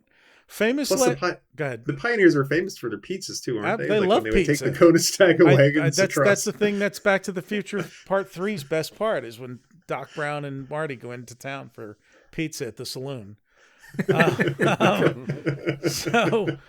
But famous last words, JT. You said our last one was an email from Joe Barlow. Joe Barlow sent us 3 other emails today, 2 of which are pertinent. Is one about closing the turnstile on the pizza bar? No, perhaps? it is not. Although that is what he's famous for with us. One is back in the 80s, early 90s. He says there used to be a hot dog cart on East Center Street.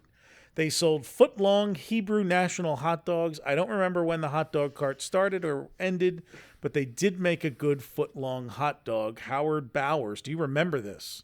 And I'm going to say yes. Yes, although you could get them at Casey's, but that makes sense that they would also have something on Center Street where you could grab stuff. Because even as you moved into the 90s, they started to put some food, like apples, and they turned it healthy at some point. Okay. But yeah, that's a great place to grab something. So that hot dog cart is long gone, but fondly remembered for its. And now they would charge you like $20 for that foot-long hot dog. Yes. Joe Barlow mentioned 2 things. One was the Mickey butter, which we've discussed, and he has fond memories of that, as do a lot of people that have written in. Says the first thing they did was cut off his head. Whoa, hang on one second. I think I actually have a wrapper from the foot-long hot dog in my possession. Wait a minute. You know what? Now you just reminded me too. In the film I restored, calling Through My Father's Lens, he's eating the foot-long hot dog in the film. Yes. Remember that? I do remember that, but is that in the Magic Kingdom or is that down in the Village? Oh, it's Magic Kingdom. Okay. Well, then. At least we know they had it there, too. Yeah. It's not the wrapper that Howe has, right? I don't know. He doesn't have your dad's wrapper, does he? Because that would be crazy. That would be unbelievable. While Hal's looking for that, I'm going to mention this. I don't know if Hal can hear us. Joe's second buttery memory is getting a plate with 3 individual compartments filled with 3 different butters. One was an apple butter, one was a sweet butter, and a butter he can't remember. Was this trio of buttery delights served at any particular restaurant? The answer is yes. That was the plate that would come with the walnut bread and the rolls at Liberty Tree Tavern. So they were famous for serving it alongside apple butter, like a honey butter, and then I think the other one was probably plain butter. But yes, Joe Barlow, your memory is not failing you. That is an actual thing. And he says the 2 best butters on property today are at the Hoop-de-Doo musical review, and the Hollywood Brown Derby. And I will agree, the butter at the Hollywood Brown Derby is divine because they bring you this like expensive unsalted butter, then with like sprinkled like Himalayan salt on it, like grain, like really grainy salt. It's really delicious. How is holding up the foot-long hot dog? Look at that. It is silver, like Mylar. Yeah, almost. they did that for heat It's that retention. foil, that foil. Yeah. They would get foil. hamburgers, hot dogs, and pizza sometimes in those. And it has that same kind of design on it that the bags had on with Epcot and Mickey. So we'll have to scan that in and include I'm going to measure it just to make sure. It's not the, No, it's an 8-incher. Jesus. No, look at this. It is 13 inches, right? 13. It is 1 foot long. The thing is a foot long, and the end of the hot dog would just kind of stick out of the bag, so you could start eating it out of the end of it. That's perfect. So somehow I was impressed enough by the foot-long hot dog, Joe, that I saved the wrapper. That's amazing. I can't believe that you dug that out in like less Wait, than what 2 else is in that file? I saw you walk up with a file with a grin. I also have some of those napkin that Mickey napkins we're going to talk about tonight. Yeah. Yeah. Well, we can talk about it now. This It was is your for food years file. they had these napkins that Hal just held up. We'll put it on but that had four different Mickeys, and the cute thing about it was the little thought bubble. It's like, gee, that sure looks good, and it's supposed to, as you wipe the food like off your face with the napkin, Mickey's saying, "Oh, your food looks good." Rob brought me one back from a trip. It was like it was a souvenir he brought me back. Was that? And I have it. It's somewhere. I've never. I think thrown that it. was. I can't remember if they didn't have napkins. Like, I think they were just plain napkins. So when they came out with those, I must have been so impressed that I took some home because I was like, "Wow, look at these cool Mickey napkins." That's it. That's all that's in that file. Yeah, those. Well, that is my Magic Kingdom restaurant file. So I have other files for the other parks For that are other separate. days and other episodes. Yeah. Well, actually, we're going to talk about one of the other ones later on from Yeah. Disney MGM. So That's it on the paper there. That is all of our letters and cards and calls that we got from folks. So we are going to go into a couple of things. I'm going to jump into this menu book, but first, Todd, there's a specific Epcot snack that you had a query about whether or not it's still up to standards. That's right. I remember in the mid 80s, a late night snack, we said, "Oh, egg roll," and we grabbed one, and it tasted so good. It was delicious, perfectly fried. I haven't had one since then. I don't know why. I never thought to go get one, but I want to know if they're still up to snuff. As a frequent partaker of the egg roll offerings in both the Magic Kingdom and Epcot, I can report that the egg rolls in China are still very good. Excellent. In fact, I had them on my last trip. They made up a large part of my dinner one night as I snacked around the World Showcase for dinner with my friend Yvonne, and we stopped for egg rolls there. And they have them both out on the cart at the Joy of Tea, and then in the quick service window that they have inside next to Nine Dragons, that you can get them there too. Okay. 5.5 dragons. That's the quick service place. 4.5 dragons. 4.5 dragons. His understanding there would be no math. And in Magic Kingdom, they're the egg roll cart, which if you follow me on social media, you know I love the egg roll cart, but now it sells spring rolls. It's in Adventureland, and eventually I figure that'll phase itself out. But they keep adding kind of new cool things to it, like doing like bacon cheeseburger, spring rolls, and things like that to try to oomph it up. So, Howard, you brought to our attention a brochure you had for the breakfast in Agrabah. Yeah, in MGM. Tell who us. Doesn't want to have breakfast in Agrabah? Sounds delightful.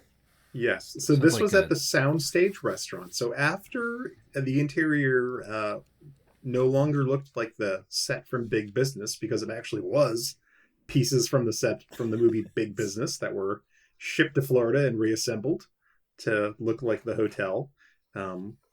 It would, as each Disney animated movie came out, it would get changed to match that movie. And for a period of time, it was changed to match Aladdin. So to offer a character breakfast at Disney MGM, you could have this Aladdin breakfast. So I'm going to pull up my brochure. They actually handed out brochures to people to try to get them to like come sign up for this, because this was before the internet. So if you wanted someone to come to your thing, you got to give them some paper. All right. So on the cover, wonderful picture of Aladdin and Abu. It says, meet us for breakfast in Agrabah from 8:30 to 10:30 a.m. daily at the Aladdin Soundstage restaurant. And here's what you could get for breakfast. Aladdin's Royal Omelet, which was an omelet with mushrooms and Monterey Jack cheese, which of course Agrabah is famous for. Jasmine's Delight, which is fresh fruit-filled crepes with warm vanilla sauce. Actually, that sounds great. I'd eat Jasmine's Delight any day. Yeah. This is one of my favorites, the assorted meats of Agrabah. So, hickory smoked bacon, pork link sausage, and turkey sausage. And that's it. It's just a plate of meat. Scrambled eggs Abu, magic carpet waffle, which actually had fruit on it, so I guess that would be a Belgian waffle. Jafar's home-style breakfast potatoes. Oh, well, I would want Jafar making my breakfast. What's there, rat poison in it? Like, he's an evil guy. And the tagline is, they're so good, they're sinister. Oh, come on. Then there's the Royal Caravan of assorted cereals and fresh whole fruit, which is, I guess, you'd walk up to. So it's like a cereal bar. And then, of course, coffee, hot tea, orange juice, and milk. It says a little description. Dine in the streets of exotic Agrabah with your favorite characters from Disney's smash hit Aladdin. Hop a magic carpet for breakfast. You'll never forget. It's the perfect way to start your day at the Disney MGM Studios theme park. And they even circled the telephone number where it says, for more information, call 824-4321. Well, that's a great phone number. You should call that and see what happens today. Oh, and here's the price. It was for adults, it was $10.99. For kids, it was $7.95. Tax not included. Not a bad deal. Not at all. I'm ready to head over there. And so you can get to meet Jasmine and Aladdin and Jafar and Iago perched on his shoulder. Surely the same costumes that they wore in the Disney MGM Aladdin parade that was going on at the same time. And that's where the spinning camels ended up for a while between their journey from the Aladdin parade to eventually the flying carpets at the Magic Kingdom. They were stationed outside of this restaurant to spit on you before you ate. All right, so as we continue our tour here through the kitchen of Walt Disney World, Brian's got two more things we're going to do here. The first one, we're going to talk a little bit about a 1981 menu book that we were able to pick up, and then we're going to jump over to Lake Buena Vista, the enigma of the restaurants over there, and Empress Lily, a couple things that have changed, and crepes will come up again as well. So, Brian, what do we got in this? Well, we need to tell them a little backstory of how we got this, and wow, it's a popular item. Well, how we got it was one day Hal jumped into our group chat and said, hey, look at this thing that's up for auction. And it was a book prepared internally for Disney, all hand typed, like typed on like a typewriter. This predates the word processor era, probably by a year or two. And it is literally every menu for every restaurant on property for fiscal year 1981. Most of this stuff is dated the latter half of the 1980 year. And it's their prices. And in some cases, there's like backstories, like menu preambles and stuff. It was not in great shape when we got it. So the first thing we did was digitize it and make sure that we could preserve it forever. Hal has actually turned it into a searchable document, which has been helpful. And with the release of this episode, we're actually going to release the PDF to everybody. So you'll be able to download it and reference it, because that's what we're here for. That's why we take your donations, and that's why we buy things like this. And they're not for us to have, they're for all of you to have. So this is a phenomenal resource. We've referred to it several times tonight just during this episode, but it's a great snapshot in time. And for our next segment, what it actually helps us do is we've had some requests from people, but also from you, Todd, that we move into Lake Buena Vista Village and go through the dining establishments down there because they're a lot less well documented or remembered by a lot of people than the theme park restaurants and the resort restaurants are. This makes it actually very simple because there's a whole section on Lake Buena Vista Village and the Lake Buena Vista Club, which was at the townhomes and timeshare residences that they had built for eventual use down there. So let me jump in to the sections here. And what I'm just going to do is kind of go restaurant by restaurant. And you can let us know if you've ever been to any of them. When we get to the Empress Lily, we've all been there in some form or fashion. The first one is the Village Restaurant, and that was the main sit-down restaurant there before the Empress Lily was added in 1977. So the Village opened in 1975, and the Village Restaurant was the main sit-down restaurant. Did you eat there, Hal? Yeah, it eventually became Chef Mickey's. Yes, if I recall correctly. The first Chef Mickey's. Yes. And there's a postcard from there. There's a postcard in circulation that they actually made that shows people like sitting there in this very 70s ornate decor, and there were potted plants everywhere inside the restaurant, and they're very nice attempt to make it look like a contemporary fine dining space. So the menu reflects that. I know in past episodes I've read a lot from the menus. I'll give you a few highlights from this. You guys have this document in front of you. I know you each have the PDF. So lunch is, they have like egg options.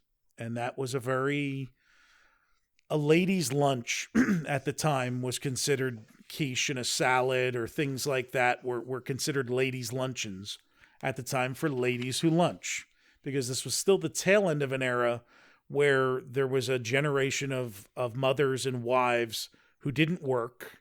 And once their children were out of the home, this became, it was just like a social, and they have like the Red Hat Club now. But back then there were social clubs, civic groups, and then just ladies had their groups of friends that they would go to lunch with. And, you see it reflected in the Mad Men and shows of that era. So the menu here reflects that. It was Eggs Benedict, quiche Lorraine, the calorie counter. And the calorie counter is broiled chopped steak. That's like meatloaf or a hamburger patty. Cottage cheese, tomato wedges, and a hard-boiled egg. Sign me up, right? Like that. Just right there. And it has nice salads and seafood options, and then sandwiches. Nothing out of the ordinary here for me to call your attention to. And dinner is not altogether different. Dinner has a lot of the same luncheon items, but you could get a skillet of sizzling mushrooms if you wanted, sauteed in butter with wine. Just a la carte. Just a bag. Give me a bag of mushrooms to go. Yeah. However, let's get to the fancy dinner. Are you ready? Mm-hmm. How about some sauteed frog's legs? Ooh. Browned in garlic butter and Parmesan cheese with rice pilaf. Nothing else that's like as cool as frog's legs, but I would probably get the beef stroganoff or the steak Oscar. But the menu for little shoppers, that's what it's called. The menu for little shoppers, because it was a shopping village, if you remember. Chicken in a basket, a junior cut of prime rib, or a jumbo hamburger with cheese. There you go. The Village Restaurant. But say you didn't want to go to the Village Restaurant. You didn't want to go there. Yeah, want to go somewhere else. Yeah, maybe you're not into the jazz music that they would play at the nighttime there. Well, it is classy. It is classy, but you know what, Hal? If you couldn't get your sport coat altered at Sir Edward's Haberdasher a few stores down, maybe you wanted to go a little more casual, right?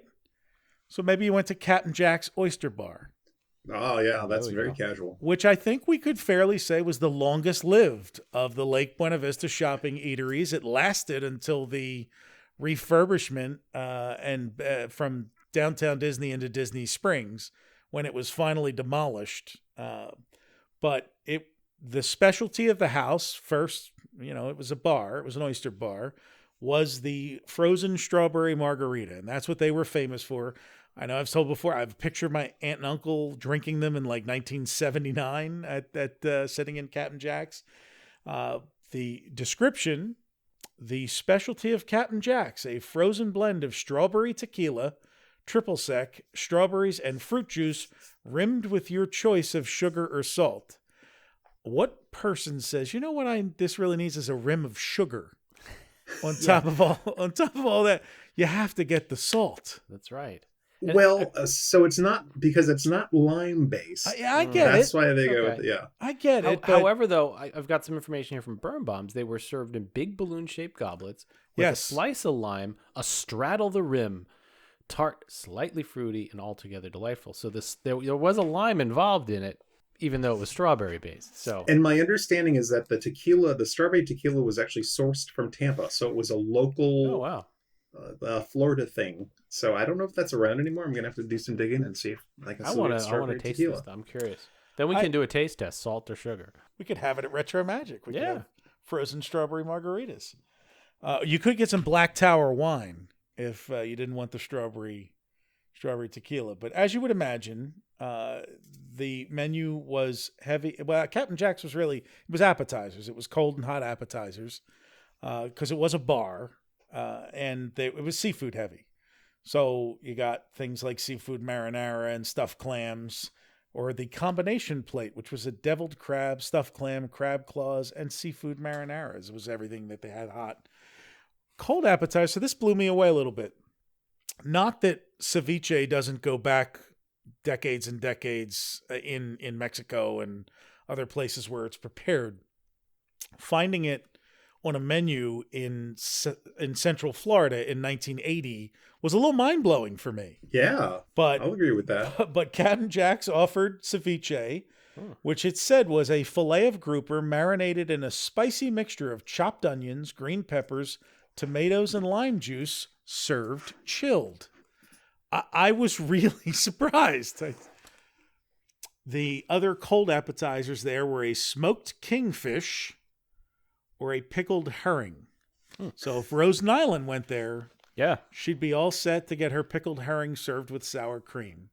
And then, of course, the raw bar had crab claws, shrimp cocktail, oysters, and clams. And there was a first mate's platter, which mixed all of the cold fish with those two cold, with smoked kingfish and guacamole dip. So that was Captain Jack's back in the day.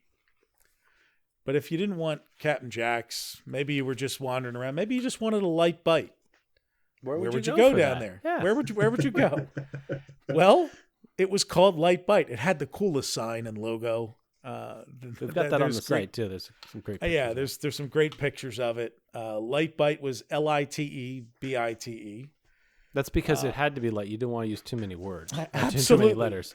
So this is where our friend BJ Major worked, and she sent us a couple of times the menu from 1977 or so. This book has the menu from 1980, and it's like a typical snack sandwich stand. It's hamburgers, cheeseburgers, hot dogs. The 1980 menu has a meatball sub, an Italian hoagie, chili, French fries, soft drinks, fruit punch, of course. You have to have fruit punch, a chocolate shake. So BJ sent us the menu from 1977, and of course today, because I'm demented, I went through and decided to compare the two and say, well, what did they change on the menu over 3 years? They took off the menu the frozen banana and fruit tart that were there in 1977 and just have the chocolate shake. And they also took off a tuna sandwich, a grilled cheese, and Todd's favorite that we talked about the other day, the fried barbecued chicken breast sandwich. Which just by reading it the first time, it's like fried barbecue, but yeah, it's a fried chicken breast with barbecue sauce on it. It's just he was trying to reconcile, what did they like, barbecue the meat and then fry it, or what is it? But the funny thing is, as I said, they took away the grilled cheese and the tuna sandwich and they put a meatball sub on. So, for those of you who aren't eating meat, you're out of luck, because everything else on the 1980 menu is a full meat thing. So while Martin Crane and his son Fraser might be happy, the vegetarians in the group will not. I was going to say, this is located where the Ghirardelli is literally the same building as the Ghirardelli chocolate ice fountain. cream place now. Yeah. So you decide you're not going to the Light Bite, and you don't want to fancy it up with the Village Cafe. So now you're at Veranda Restaurant, and what would you say? The Veranda Restaurant was like the casual dining down there. How is that? How you'd couch it? It was more of a. It was literally on the very tail end of everything. Like you'd walk through the village, past the Pottery Chalet. You'd be headed out as if you were walking over to the Empress Lily, and it's kind of where the Lego store is now. Okay. In fact, I think it is the building that it was the Lego store. So on one side of it was an ice cream parlor. On the other side was the Veranda restaurant. So yeah, it was casual. You just come in and sit down. Birnbaum does note it had linen napkins. But then he says it had the usual range of eggs and patty melts, chicken and ham, and simple fare for lunch. But they did turn it up a notch for dinner. That is true. It's almost like two different restaurants. Yeah. Very much a difference between the lunch and dinner, which most of these other places in here, that's not the case. Diner during the day, fancy restaurant. Well, yeah. So, but it's a nice diner because during the day, like you had a fruit yogurt fondue, which was seasonal fruit with the chilled yogurt dip. They had chilled strawberry soup there, which was like a weird thing for someone to have in 1980.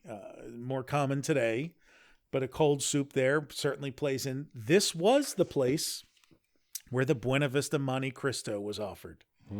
So you could get the Monte Cristo sandwich there at the Veranda Restaurant. Stacked ham and turkey, barbecue beef on a seated roll with steakhouse fries. And for our friend there who loved the tortellini and meat sauce, they had a spaghetti and meat sauce here. So if you were out of luck there, you could get that. A turkey and broccoli crepe. So I was just listening to the Progress City podcast, and Michael Crawford was joking about how hard Disney went in on the whole crepe thing in the 1970s and 80s. That's the whole industry did that. That was when the Magic Pan restaurants flourished around the country, which was a crepe-based restaurant. But yeah, crepes were like a big thing. They were a fancy French thing that kind of came into restaurants in the 70s, became more commonplace.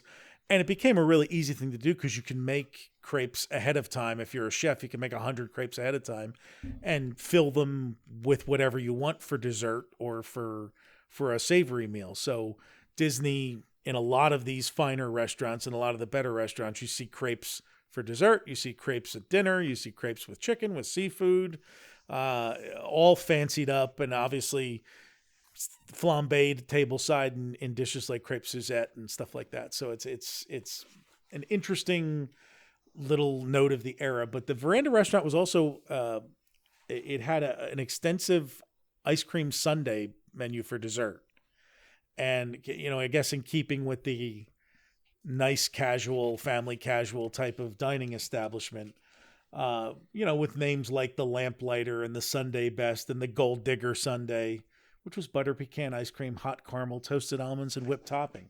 Now, the one I highlighted here was the Fudgana, Fudgana. Is that like Pollyanna's sister? Well, the funny thing is, growing up, anytime I ordered a hot fudge sundae with banana, it was called a tulip. And the reason they called it a tulip was it's the normal sundae glass, the upright sundae glass, the 2-scoop sundae glass, but they would slice the banana in 4 and have it sticking up so it looked like a tulip. Ostensibly, it looked like a tulip. So any menu I've ever seen it on around here, it's the tulip. But there, it's the Fudgana. The Fudgana. Huh. Okay. So, there's Brangelina, and there's other, they put fudge and banana together. So that is the Veranda Restaurant. At nighttime, Todd is correct, much nicer. The dinner time, they even kicked up the sundaes a bit. You get things like Strawberry Royale, which was strawberry ice cream, a sliced banana, strawberry topping, toasted coconut, and whipped topping. Whipped topping. But yeah, at nighttime, you got things like shrimp cocktail, full dinners, beef Wellington, the Florida seafood platter for 2, a tasty selection of sauteed red snapper, fried scallops and oysters, shrimp scampi, and a seafood crepe. There it is. Because there's always room for grapes. But you made a couple hundred of them in Central Foods. Let's sell them everywhere. Go ahead. I'm trying to remember now if the reason this was called the veranda is because it was it had screens around. I believe it had screens around it rather than windows, so it was open air. Well, that must have been comfortable in the Florida summer. Sure, absolutely. So I wonder if they did air curtains, some of the time, which they did everywhere back then, so they could kind of keep it air conditioned, but I mean, you had a little bit exposed. I don't know. I don't know that I'd want to order spaghetti and meatballs or veal parmesan in an un-air conditioned restaurant in Central Florida about 9 months a year. That doesn't sound too fun. That was a thing that was in a lot of restaurants down here for whatever reason. Many of the attractions that you would visit would have these kind of like screened in sort of like outdoor verandas that you would eat your dinner at nighttime. You could also get some nicer desserts, old-fashioned cheesecake with fruit topping, hot apple cobbler with vanilla sauce, which sounds delightful, or strawberry cream layer cake, which also sounds delightful.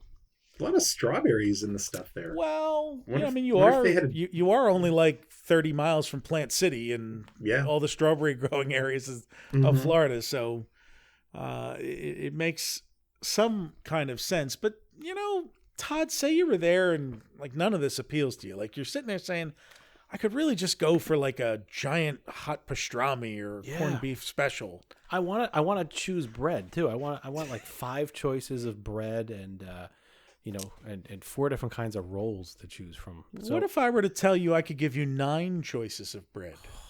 Where do I go? Well, you would go to Heidelberger's Deli, which also had a fantastic sign and like a crest on it. All those signs were all great. Yeah, it was so well done. So Heidelberger's Deli was another of the establishments in Lake Buena Vista Shopping Village. Every sandwich, there was a sandwich menu. It included your choice of salad and bread with a pickle spear. And if you wanted cheese, you had to add a quarter. So when they say salad, you think like lettuce and vegetables, right? Most of the time, yeah. Yeah, well, that's not what they mean.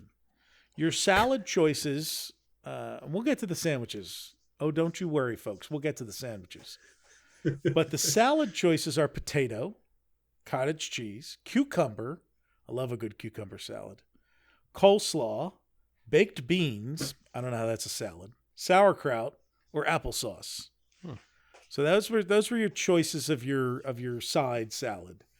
And you had the standards: turkey, ham, corned beef, pastrami, hot pastrami, roast beef, hot corned beef, bologna, tuna, salami, or liverwursts. And your other options were to get a bagel and cream cheese or lox and cream cheese. And so those were your sandwich options there. But you had 9 choices of bread. You want to throw one out at me, and I'll tell you if it was offered here? There's got to be a pumpernickel or a pumpernickel rye. Would you like the pumpernickel roll or the pumpernickel bread? Because you could get either at Heidelberger's. I might get the roll. The rolls are fun. There was white. There was whole wheat. Whole wheat. There was rye. The pumpernickel and pumpernickel roll. There was an onion roll. A Kaiser roll. A rye roll. I never even heard of a rye roll. Or a sub roll, which is a hoagie roll. I'd have to go with the onion roll. Well, it depends on what I'm getting. If I'm getting like a corned beef special, I want it on rye. But right. Turkey or pumpernickel. Go with the onion roll. Yeah. I can tell you, I used to get. I think the first time I went there, I had a bologna. Yeah. Probably on white. Right. Did it have a first name? Yeah. OSCAR. And as I got more adventurous, I started to order like a liverwurst on pumpernickel. Nice. Yeah. So liverwurst is one of those foods that people either love or hate. And my mother would buy it when we were growing up because my brother Andrew ate it. I don't remember. Maybe my dad ate it. I don't think anybody else ate it in the house. So she would buy it and he would eat it. I remember tasting it a few times and it was never my thing. I've never had it offered to me as an adult. So like if I was somewhere where it was, I would probably taste it and still not like it. But I'm proud to know a liverwurst eater here, Hal. Yeah. And for sure, I had the applesauce on the side because I was not eating like the hot potato salad. But to explain the context of this, you may recall a lot of people in their local malls. There were similar sandwich shops called like Mr. Dunderbox. And that's weird. Not that I remember, but yeah, because there were. Maybe that's weird. So maybe this was a strange Florida trend because in the malls in the Orlando area, there were these other German restaurants. There is one German restaurant in the Lehigh Valley Mall that I've been to, but it's like a single family owned type place. As far as I know. Yeah, this was like a chain. It's funny because we had Bain's Deli in our malls. Like there was BAIN''S. In the mall food courts around here, there was Bain's, which was you walked up and it was a Bain Marie with cold lunch meats and all these various spreads and toppings and stuff. And so sometimes I go up and get a turkey sandwich or something like that. But I don't remember a chain like that around here. Huh? Interesting. Oh wait, there's a page 2. Oh boy. And there's some additions to this Heidelberger's menu. The hot stuff. So you could get Heidelberger Special with salami, provolone cheese, ham, and submix. I don't know what submix is. On a roll served with baked beans and pickle spear. Maybe submix is like lettuce, tomato, onion. Could be. Oil, vinegar, Could like be. Mike's, like Mike's way at Jersey Mike's. Yeah. It's all 30 hertz. Yeah. You could get a hot knockwurst with some baked beans and sauerkraut. Or the Red Baron, the American cheese roast beef, Swiss cheese, sweet onion on pumpernickel roll with potato salad and picker spear. Or the Zeppelin, which was turkey, ham, and Swiss with Thousand Island dressing, coleslaw, and pickle spear. That's what I would get. I can tell you that my father ordered the Red Baron every time without fail. Oh, really? How about that? It's a little sweet onion on pumpernickel roll, potato salad. That's Mr. Bowers. Paging Mr. Bowers. Dessert there, you get some marble cheesecake, cheese, just cheese. Cake or pie, Hal? Mm-hmm. And we're coming up on the bakery, so I get to talk to you about the pies. But yeah. There, the beverages, they had both Coke and Pepsi, or you could get grape drink. Whatever grape. And they also had Michelob and Heineken on draft, and bottled and imported beers, and wine by the glass. So Heidelberger sounds like a nice medium if you didn't want the sit-down meal, but you wanted something a little better than a hot dog from the Light Bite. And ironically, that space is now the Earl of Sandwich. So they really didn't change it. Stuck with the deli theme. Yeah. So how it didn't live as Heidelberger's until they put Earl of Sandwich in there in the 90s, did it? Yeah. Oh, it was Heidelberger's all the way till then. It was Heidelberger's all the way until they put in Earl of Sandwich. That? Absolutely. Now I wish I'd gone. Wait, unless they didn't stick a Wolfgang Puck in there in between by any chance, did they? Well, I don't know. I mean, he had so many locations there, like little pizza takeout windows and stuff like that. But yeah, there might have been. You know what? I want to say there could have been a Wolfgang Puck. In between those two things. Yeah, I think that's correct. As I go back into the memory banks. But yeah, so I think it was Heidelberger's and then Wolfgang Puck's and then Earl of Sandwich. So outside of there were also the like the snack places, the places you would get in passing. There was an ice cream fountain, the Village Pavilion ice cream fountain. They sold ice cream cones, single or double dip. 65 cents for a single, $1.25 for a double. Vanilla mint chocolate chip, chocolate strawberry butter pecan, and butter fudge swirl. And it was Borden's at this time. Borden's ice cream. Oh, yeah. Yeah, that mint chocolate chip was so good. And not so far away was the Village Pavilion Bakery Workshop. And Hal Bowers has told us about this bakery before. Yeah, world famous in our family for sure. Well, what did you guys used to get there all the time, Hal? We would get the apple pie because we loved apple pie. But I want to say occasionally my mom would get cherry pie too. Well, she was a big Warrant fan. She had 4 choices. Okay. Apple. I got that reference, by the way. Blueberry, cherry or peach were the pie offerings. But we've got cookies, sugar, oatmeal, peanut butter, and chocolate chip. You could get the cookies undecorated or decorated. They were 20 cents more to get them decorated. So, okay. So I want to say the decorations. Wow, this just made me flashback. They would take like chocolate frosting in the like piping bags, and then I can't remember if you get like Mickey faces, but there were like, I remember distinctly that you could get the frosting like on top of the chocolate chip cookie with like different designs on them. It might have been Mickey faces. Well, I would have paid the extra 20 cents for that. Sure. For sure. Danish, there were Danish options. They had super coffee cake. Now it says right here, super ahead of it. I don't know if it came with a cape or what, but it was with or without fruit. There was a sweet roll, puff pastries. There was turnovers and strudel.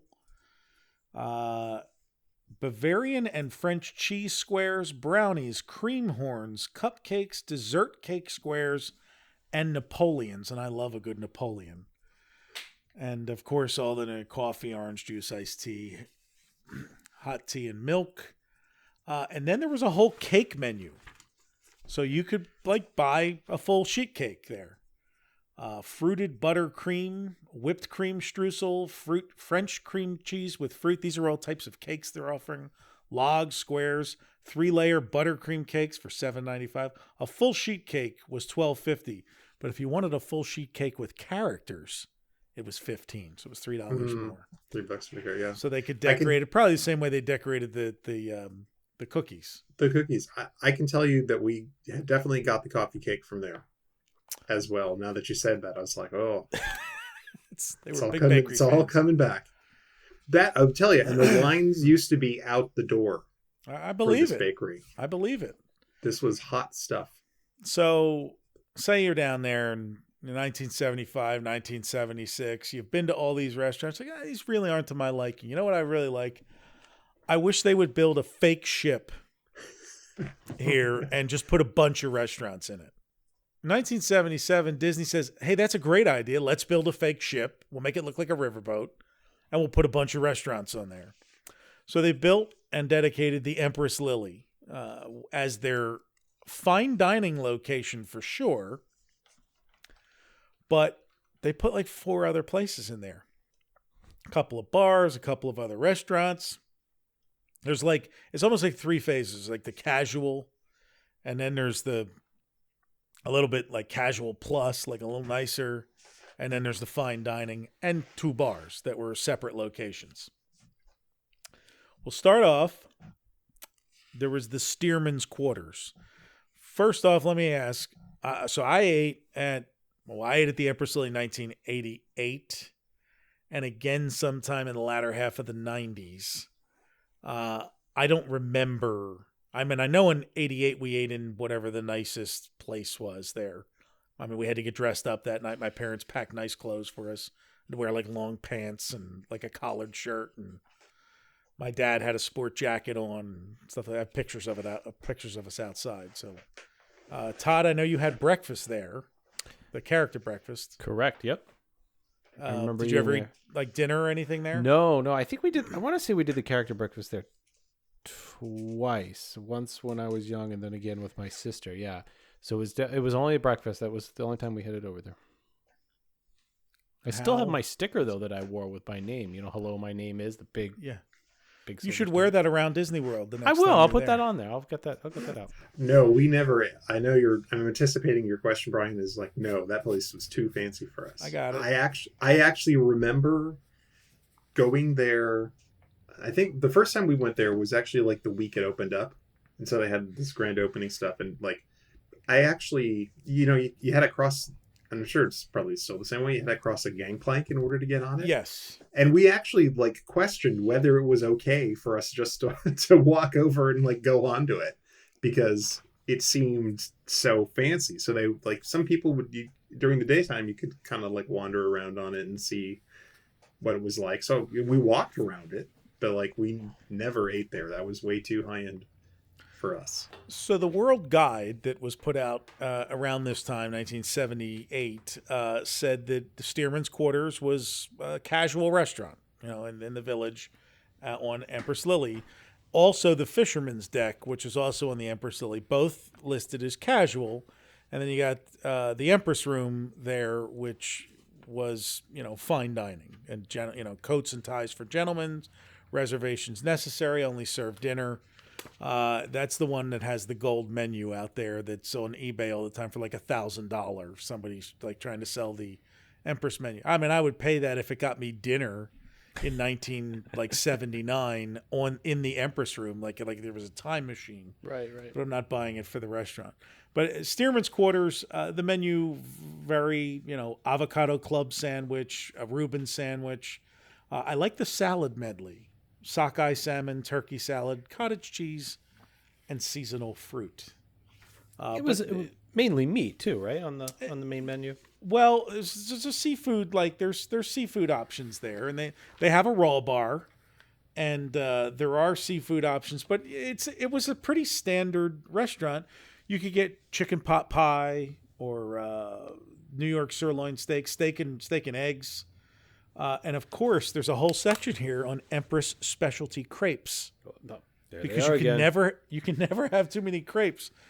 There, you could get chicken crepes, seafood crepes, or beef tenderloin crepes. I'm really seeing our Retro Magic menu come together: daiquiris with crepes, and buckets of coleslaw, and giant name tags. It's just nothing. I'm looking now. The dinner menu looks like it was escargot. No, in mushroom caps for dinner. Chicken liver. Now, if you've ever had escargot, they taste like mushrooms. So why would you put escargot in mushrooms when they already taste like mushrooms? Then you can put less escargot and more mushrooms, and nobody will know. You're probably not wrong. It's cost savings. But yeah, that's the dinner menu has things like wild boar and steak and enchiladas. That sounds like a great combo. Steak Empress, which was just a sirloin steak with chateau potatoes and asparagus tips. Really interesting. Like, it's funny because it listed as casual, but it feels like it's like casual plus. This says, my burn bombs, no reservations. You have to give your name and you wait in the starboard lounge. Well, what's it say about the Fisherman's Deck? There's no comment from what I can see on the Fisherman's Deck. Well, the Fisherman's Deck is also listed as... no reservations are accepted. Oh, yeah, no reservations. You got to walk in. Give your name to the hostess and wait in the promenade lounge on the starboard They're even deck. separating the classes. Oh, you're going to the Stearman's Quarter. You're going to the starboard lounge. or by the always lively Baton Rouge lounge. Always lively. We'll get to the lounges. Trust me. So let me run through the Fisherman's Deck. The menu reflects that it's the name. It's probably a little more casual than Stearman's Quarters. But they do have some specialty sandwiches like the King Neptune, the shrimp salad with avocado, tomato, and bacon on rye with peanut slaw. I don't know what peanut slaw is. Sounds like something like a Thai dish. Yeah. Doesn't it? And they serve that also with the paddle wheel sandwich, which is a grilled cheese, tomato, and bacon with crab meat, which was probably like a crab cake sandwich. So that's really something. I'm looking here at this Fisherman's Deck, but then platters, grouper and the Hangtown omelet, a pancake omelet with fried oysters, crisp bacon, green peppers, and diced potatoes. Is this for a hangover? It says Hangtown. Like, that seems like something someone would eat with a hangover. That's right. Yeah. I don't know, but I do know that after you ate all that, how you could get cherry cream pie. Huh. Cream. Yeah, Dutch apple cream cake. Oh. Put some cream in it. Okay. Yeah, just add or stewed berries on vanilla ice cream. And if you're there at dinner time, it's much of the same. They just have like some fancier appetizers. And you could get a broiled duckling or the Empress Delight for two. Broiled Maine lobster, oysters, brochette, brochette. I never say that right. Sautéed pompano and dauphine potatoes. And as JT mentioned, there were two lounges. The one was the starboard lounge. Which side of the boat was that on? Oh no! How am I going to know that? Left. It's on the starboard side. It's on the starboard side. I know what it is. Hard to port. The starboard lounge had some fancy appetizers. That was it. You could get the escargot or chicken liver pate or creamed scallops, oysters or cherry stone clams or shrimp cocktail. And then they had their specialty coffees there. Buena Vista coffee, Spanish coffee, starboard coffee, pink lily, or mint mocha cream. And all the recipes are here for these, Hal. Please tell me there's port is also available. Port? Yeah. Is there a port on there? I have not gotten to that yet. Okay. That would be on the other side. Oh, I got to go to the other lounge for side. that. That's the other lounge. Damn. Now, I will tell you the Baton Rouge lounge, and I think each one was attached to one restaurant. Like one was attached to Starboard, right, and the other was attached to the to the Steerman's, and the other was attached to the Fisherman's Deck. The Baton Rouge lounge, the riverboat refreshments were by the pitcher there. This is like contemporary. Yeah, so for $12.75 you could get Planter's Punch or a New Orleans Fizz, margarita, a pitcher of margaritas. Mississippi River water? You could get some Mississippi River water. Don't want to know. The Mark Twain was a frozen blend of Galliano, creme de banana, triple sec, and fruit juices. I have the recipe for that. Yeah. Scarlett O'Hara's. And the only thing they had to eat there was some Bayou chips. Homemade potato chips prepared in the traditional Southern manner. So this was the party location. Okay. This was at the back of the boat. It had a stage. This is where the Dixieland entertainment would go on. And I'm trying to find the name of. There was one guy who was super famous. This is where you went to get lit. Yes. And say it, JT. Denny Zavette, comedian banjoist. Whoa. Yes. Who appears with the Riverboat Rascals. That was the best entertainment at Walt Disney World at that time. That was the known thing to go to if you wanted fun nighttime entertainment. Man, it sounds like a blast. Opens at 11 a.m. to get the party started. Hell yeah. Bring me a pitcher of each every other hour. I find it funny. These chips must have been so good. They say they're so delicious they make it easy to abandon dinner plans altogether. Oh. Between that and the cocktails. Yeah. So we have to find out, I have this Empress Lily mug, a tiki mug, basically, from the Empress Lily. From the mid-'80s, we have to find one of these things to find out which cocktail got served in the Empress Lily mug. I'm betting it's the Mark Twain. That would make sense. That's kind of their signature. Well, that's cool. Yeah, it was only $2.50. We have the plastic ones that were at the breakfast. They look like little sippy cup type mugs. Things, yeah, with the straw. Nice. They're open top. They're okay. They have Mickey on them in the sailor's hat, or whatever. He's got the thing. I got some Empress Lily stuff. A spoon. Lots of merchandise. It seemed like was it there. That's excellent. Now, what's interesting at Birnbaum here, Brian, is that you mentioned Steerman's Quarters and Fisherman Deck. This is the '86 version. It separates it out. When you get to 90, they were actually combined, and Birnbaum says it was the same menu. So the two became the same restaurant, or separate restaurants, but had the same menu. And you and I kind of talked, thinking, they shared the same kitchen. Why is there a I think difference? everything on the ship, it was probably the which same is not really the ship, shared the central kitchen, because they're all built around it. Right. It's just interesting that they didn't. We have different restaurants, but the menu is essentially the same thing. Well, and I assume as the restaurant choices expanded in the area, Pleasure Island was built and other things happened. It's they probably didn't need to have those distinct, separate restaurants in there. And for those of you who want to know where this eventually became Fulton's Crab House. Yep. And then today is Paddlefish. Yep. Although it doesn't look much, it's a very abstract modern idea of a boat now. It doesn't look well, I mean, they gutted it down to the studs and built this new one when they refurbed it. So I had dinner there on this last trip that I was at. There were some very good things and some not so good things during the dinner. So I mean, it was if I had to give a recommendation, it was Metz and Metz. And then the fine dining location I want to talk about was the Empress Room.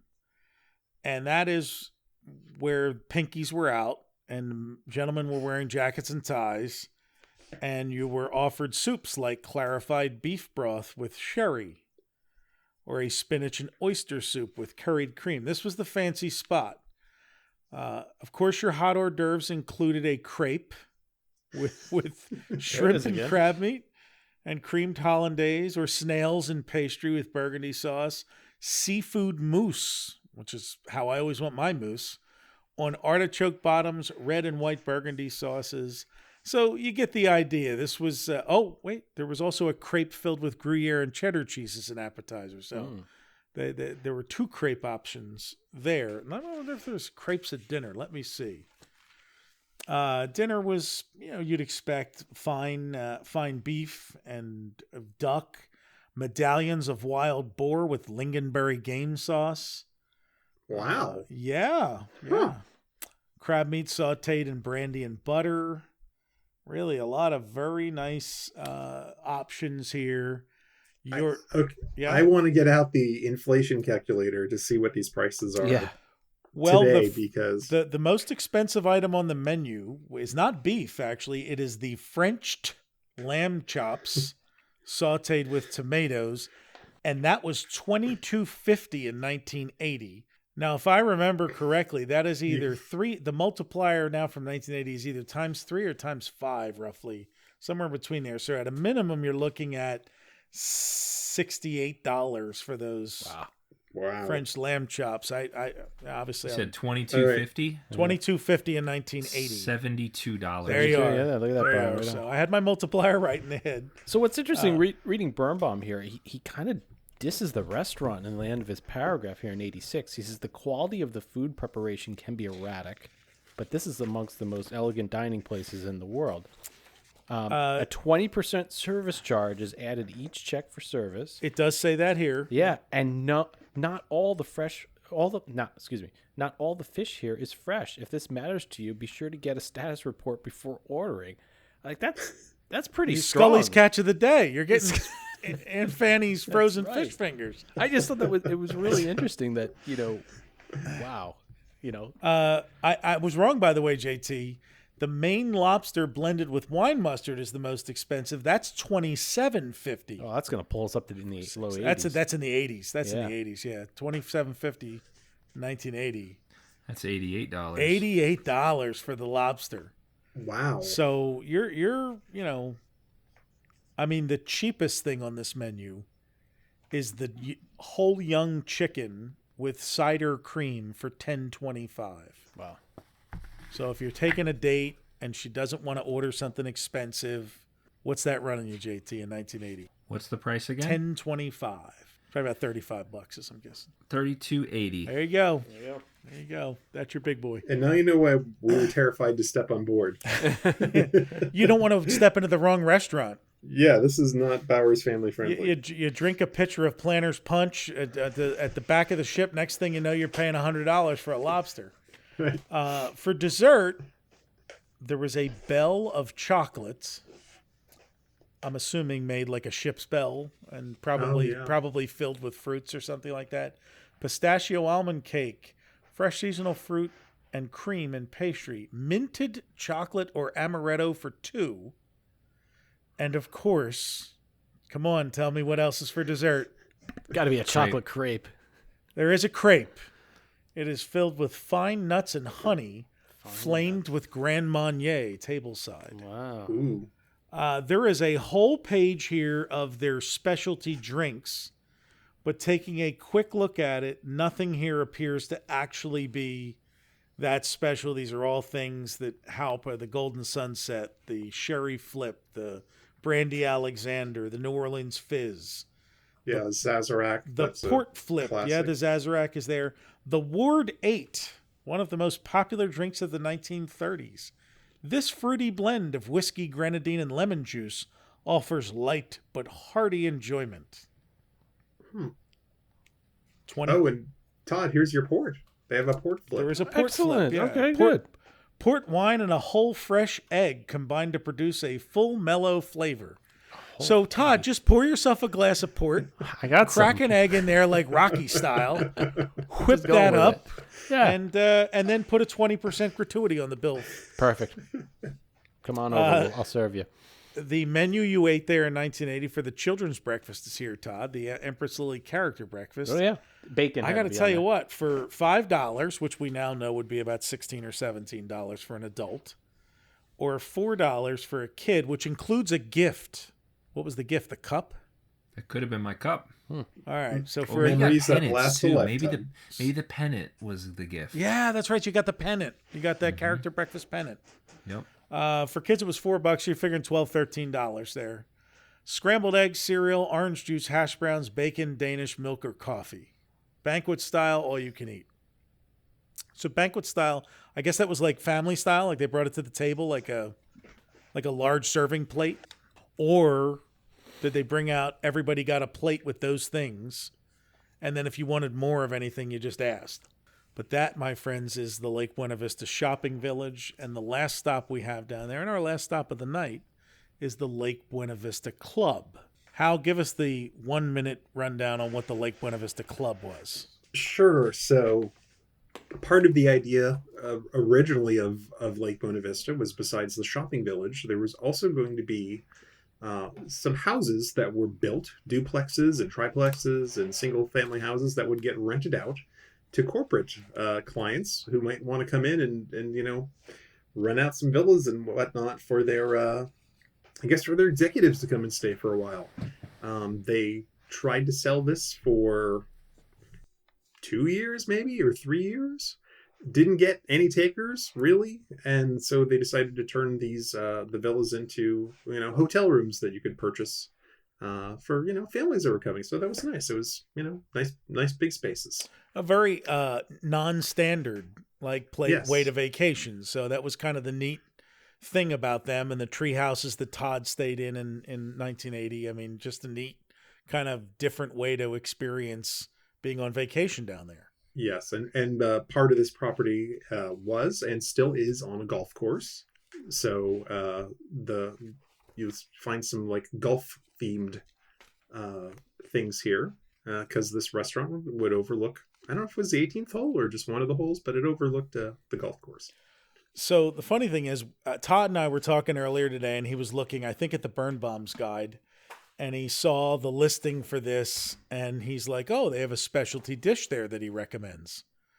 And the guide he was looking at was it from the 90s, Todd? So yeah, it was. Anybody guess? It's blueberry crepes with vanilla sauce was highly recommended. So Todd, yep. This menu from August 20th, 1979 has blueberry crepe with vanilla sauce. So that lasted at least 15 years there. It was $1.50. Yeah, that's 86. Hold on. I think we need to check the 90 edition of Burn Bomb. And we can get some further ones to see when this finally left.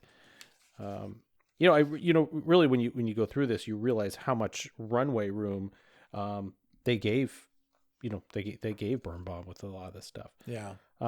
Okay, we're at Pompano Grill at this point, and you know what? He does not have it in the marketplace. He probably put it under the resorts at that point.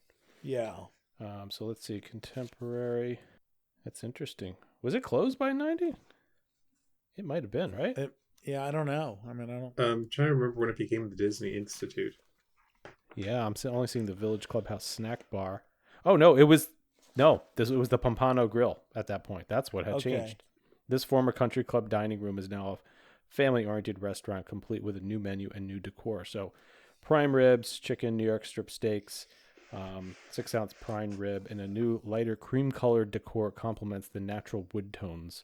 Ceiling fans and fern-filled planters add to the southern feeling of the dining room. So, one going back, Brian, I'm curious if it's on there, but the other big item from there was, which I would love this, the onion soup de Hall, a thick, rich Parmesan and Swiss cheese topped broth for which the chef is locally famous. So A, I want to meet the chef if he's still around. B, I want that recipe. I will make the onion soup. So the funny thing is, on the lunch menu at Lake Buena Vista Club is French onion soup au gratin, a rich onion soup served in a crock beneath a cheese-crowned crouton, $1.95. On the dinner menu is, as you requested, the onion soup. Let me pull it up for you. Le soupe à la oignon de hal. Yeah. A rich onion soup served in a crock beneath a cheese-covered crouton. It's the same thing. It's the same thing. But they give it a French name at nighttime. It's the same $1.95. No, it's $1.95. It's the same $1.95. Oh, man.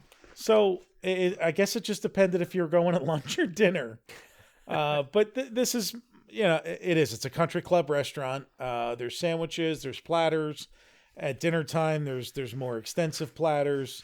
In fact, the dinner is large sections of beef and veal and really fancy stuff. They used to do a lot of other types of things in here too. So there was a, I'm just looking to see if there's crepe Suzette was a dessert at this place.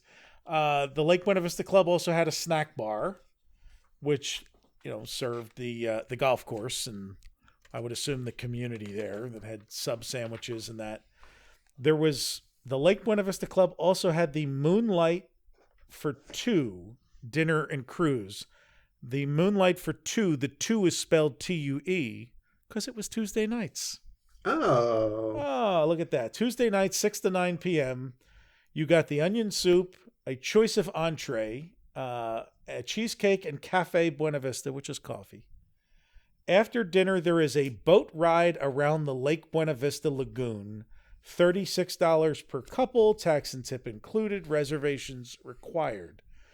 There was the Lake Buena Vista Club Night of Wine and Roses.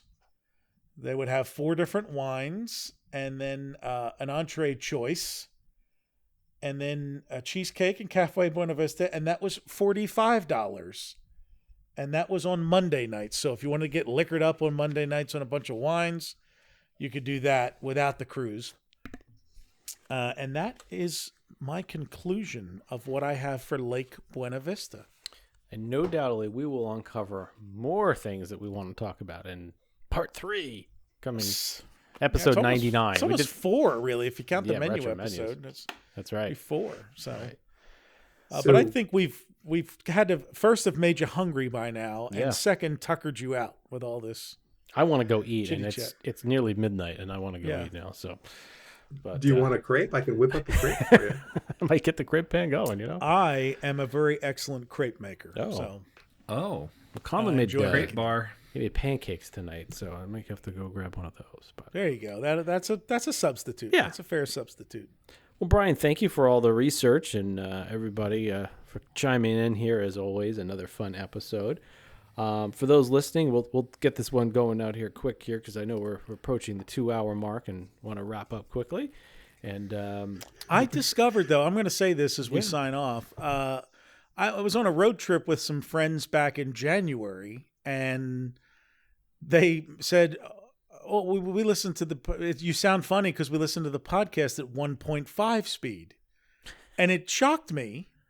And then they were like, "Oh, I listen to all of my podcasts like that." So I started doing that recently, and it is a much more efficient way to listen to a lot of these podcasts. So don't be shocked by. So if you're surprised that at the beginning of the show we called JT a baritone, because if you're playing us at a faster speed, they might sound a little more higher pitch, and I might sound like Michael Jackson at this point. like a bunch of chipmunks here or something. Yeah. So, but if you're listening to us at 1.5 speed, thank you very much. I have to say, Brian, after all this great food talk, I'm a little disappointed you didn't go over the employee cafeteria. Well, it's here, but it's also it's midnight. So folks, if you want to see a contrast, you know what? We're gonna go to bed. We'll just leave the recording on for Brian. This is the homework part for everyone. You've heard all the wonderful food. Now go look and see next what was available. I mean, this book, which is we're releasing with this episode, not only has that, like, There's a whole page on the kosher dinners. Wow. That you can pre-order 2 weeks ahead of time if Yeah, if you're an observant kosher diner at the resorts, and the resort cake prices. If you wanted to order full sheet cakes, or if you wanted to order sheet cakes from the Magic Kingdom, like so you could go and buy a sheet cake that says "Happy Birthday, Hal." Sail across to Tom Sawyer Island and just sit there and eat cake all day. Like, you could do that back then. That's awesome. What a halcyon age we missed. That's right. And this is great, Brian, because now I know there's a complete list of all of the liquors that they had available. Yes. So now I can see precisely which rums and tequilas and things they offered. You know, this is a great resource. I was so excited when we got this, and we scanned it in, and we talked about it like the day I scanned it in, and we kind of shelved it. And so I'm glad this episode came up and we finally have an excuse to push it out. All right. Well, thank you, everybody, for listening in to this month, episode 66, Retro Food Part 2. We'll be back next month with one of our other Part 2s that we need to do, Pleasure Island. We also have Alien Encounter Part 2 to do as well. So we've got coming up. Got a lot of stuff coming up. We're scheduling them. And again, follow us on Twitter and Facebook and all your favorite social media, and keep your eye out for the next movie night in May, Attack of the 50-Foot Reels. And we will be back next month. So, and as always, if you can, give us a shout out on iTunes or wherever your favorite podcast app is. Give us a review there. And if you're interested in any of our great merchandise, check us out at RetroWDW.com/support us. And if you're looking to donate to the Lake Buena Vista Historical Society, you can go to lbvhs.org/donate, and all of your contributions are fully tax deductible. And you have until May 15th if we get this out in time, right? You got a little time. Got a little time. And Feds moved that federal date up this year. All right. Well, with that, thank you very much. We'll be back next month. And with that, Brian, take us out. Follow the Lake Buena Vista Historical Society on Twitter and Instagram at LBV History, and on the web at lbvhistory.org. For all things Retro Disney World, including exclusive merchandise, visit us on the web at RetroWDW.com, and on Twitter, Instagram, and Facebook at RetroWDW. And follow our hosts, Todd McCartney, on Twitter at WDWMS, Hal Bowers on Twitter and Instagram at GoAwayGreen, JT Cougar on Twitter at LS1JT, and on YouTube at Rubber City Motoring, and on the web at rubbercitymotoring.com. And you can find me on Twitter, Facebook, and Instagram at Brian P. Miles. Retro Disney World is the monthly podcast of the Lake Buena Vista Historical Society, a nonpartisan, nonprofit, tax-exempt 501c3 organization, and is not affiliated in any way with the Walt Disney Corporation or any of its subsidiary or affiliated entities.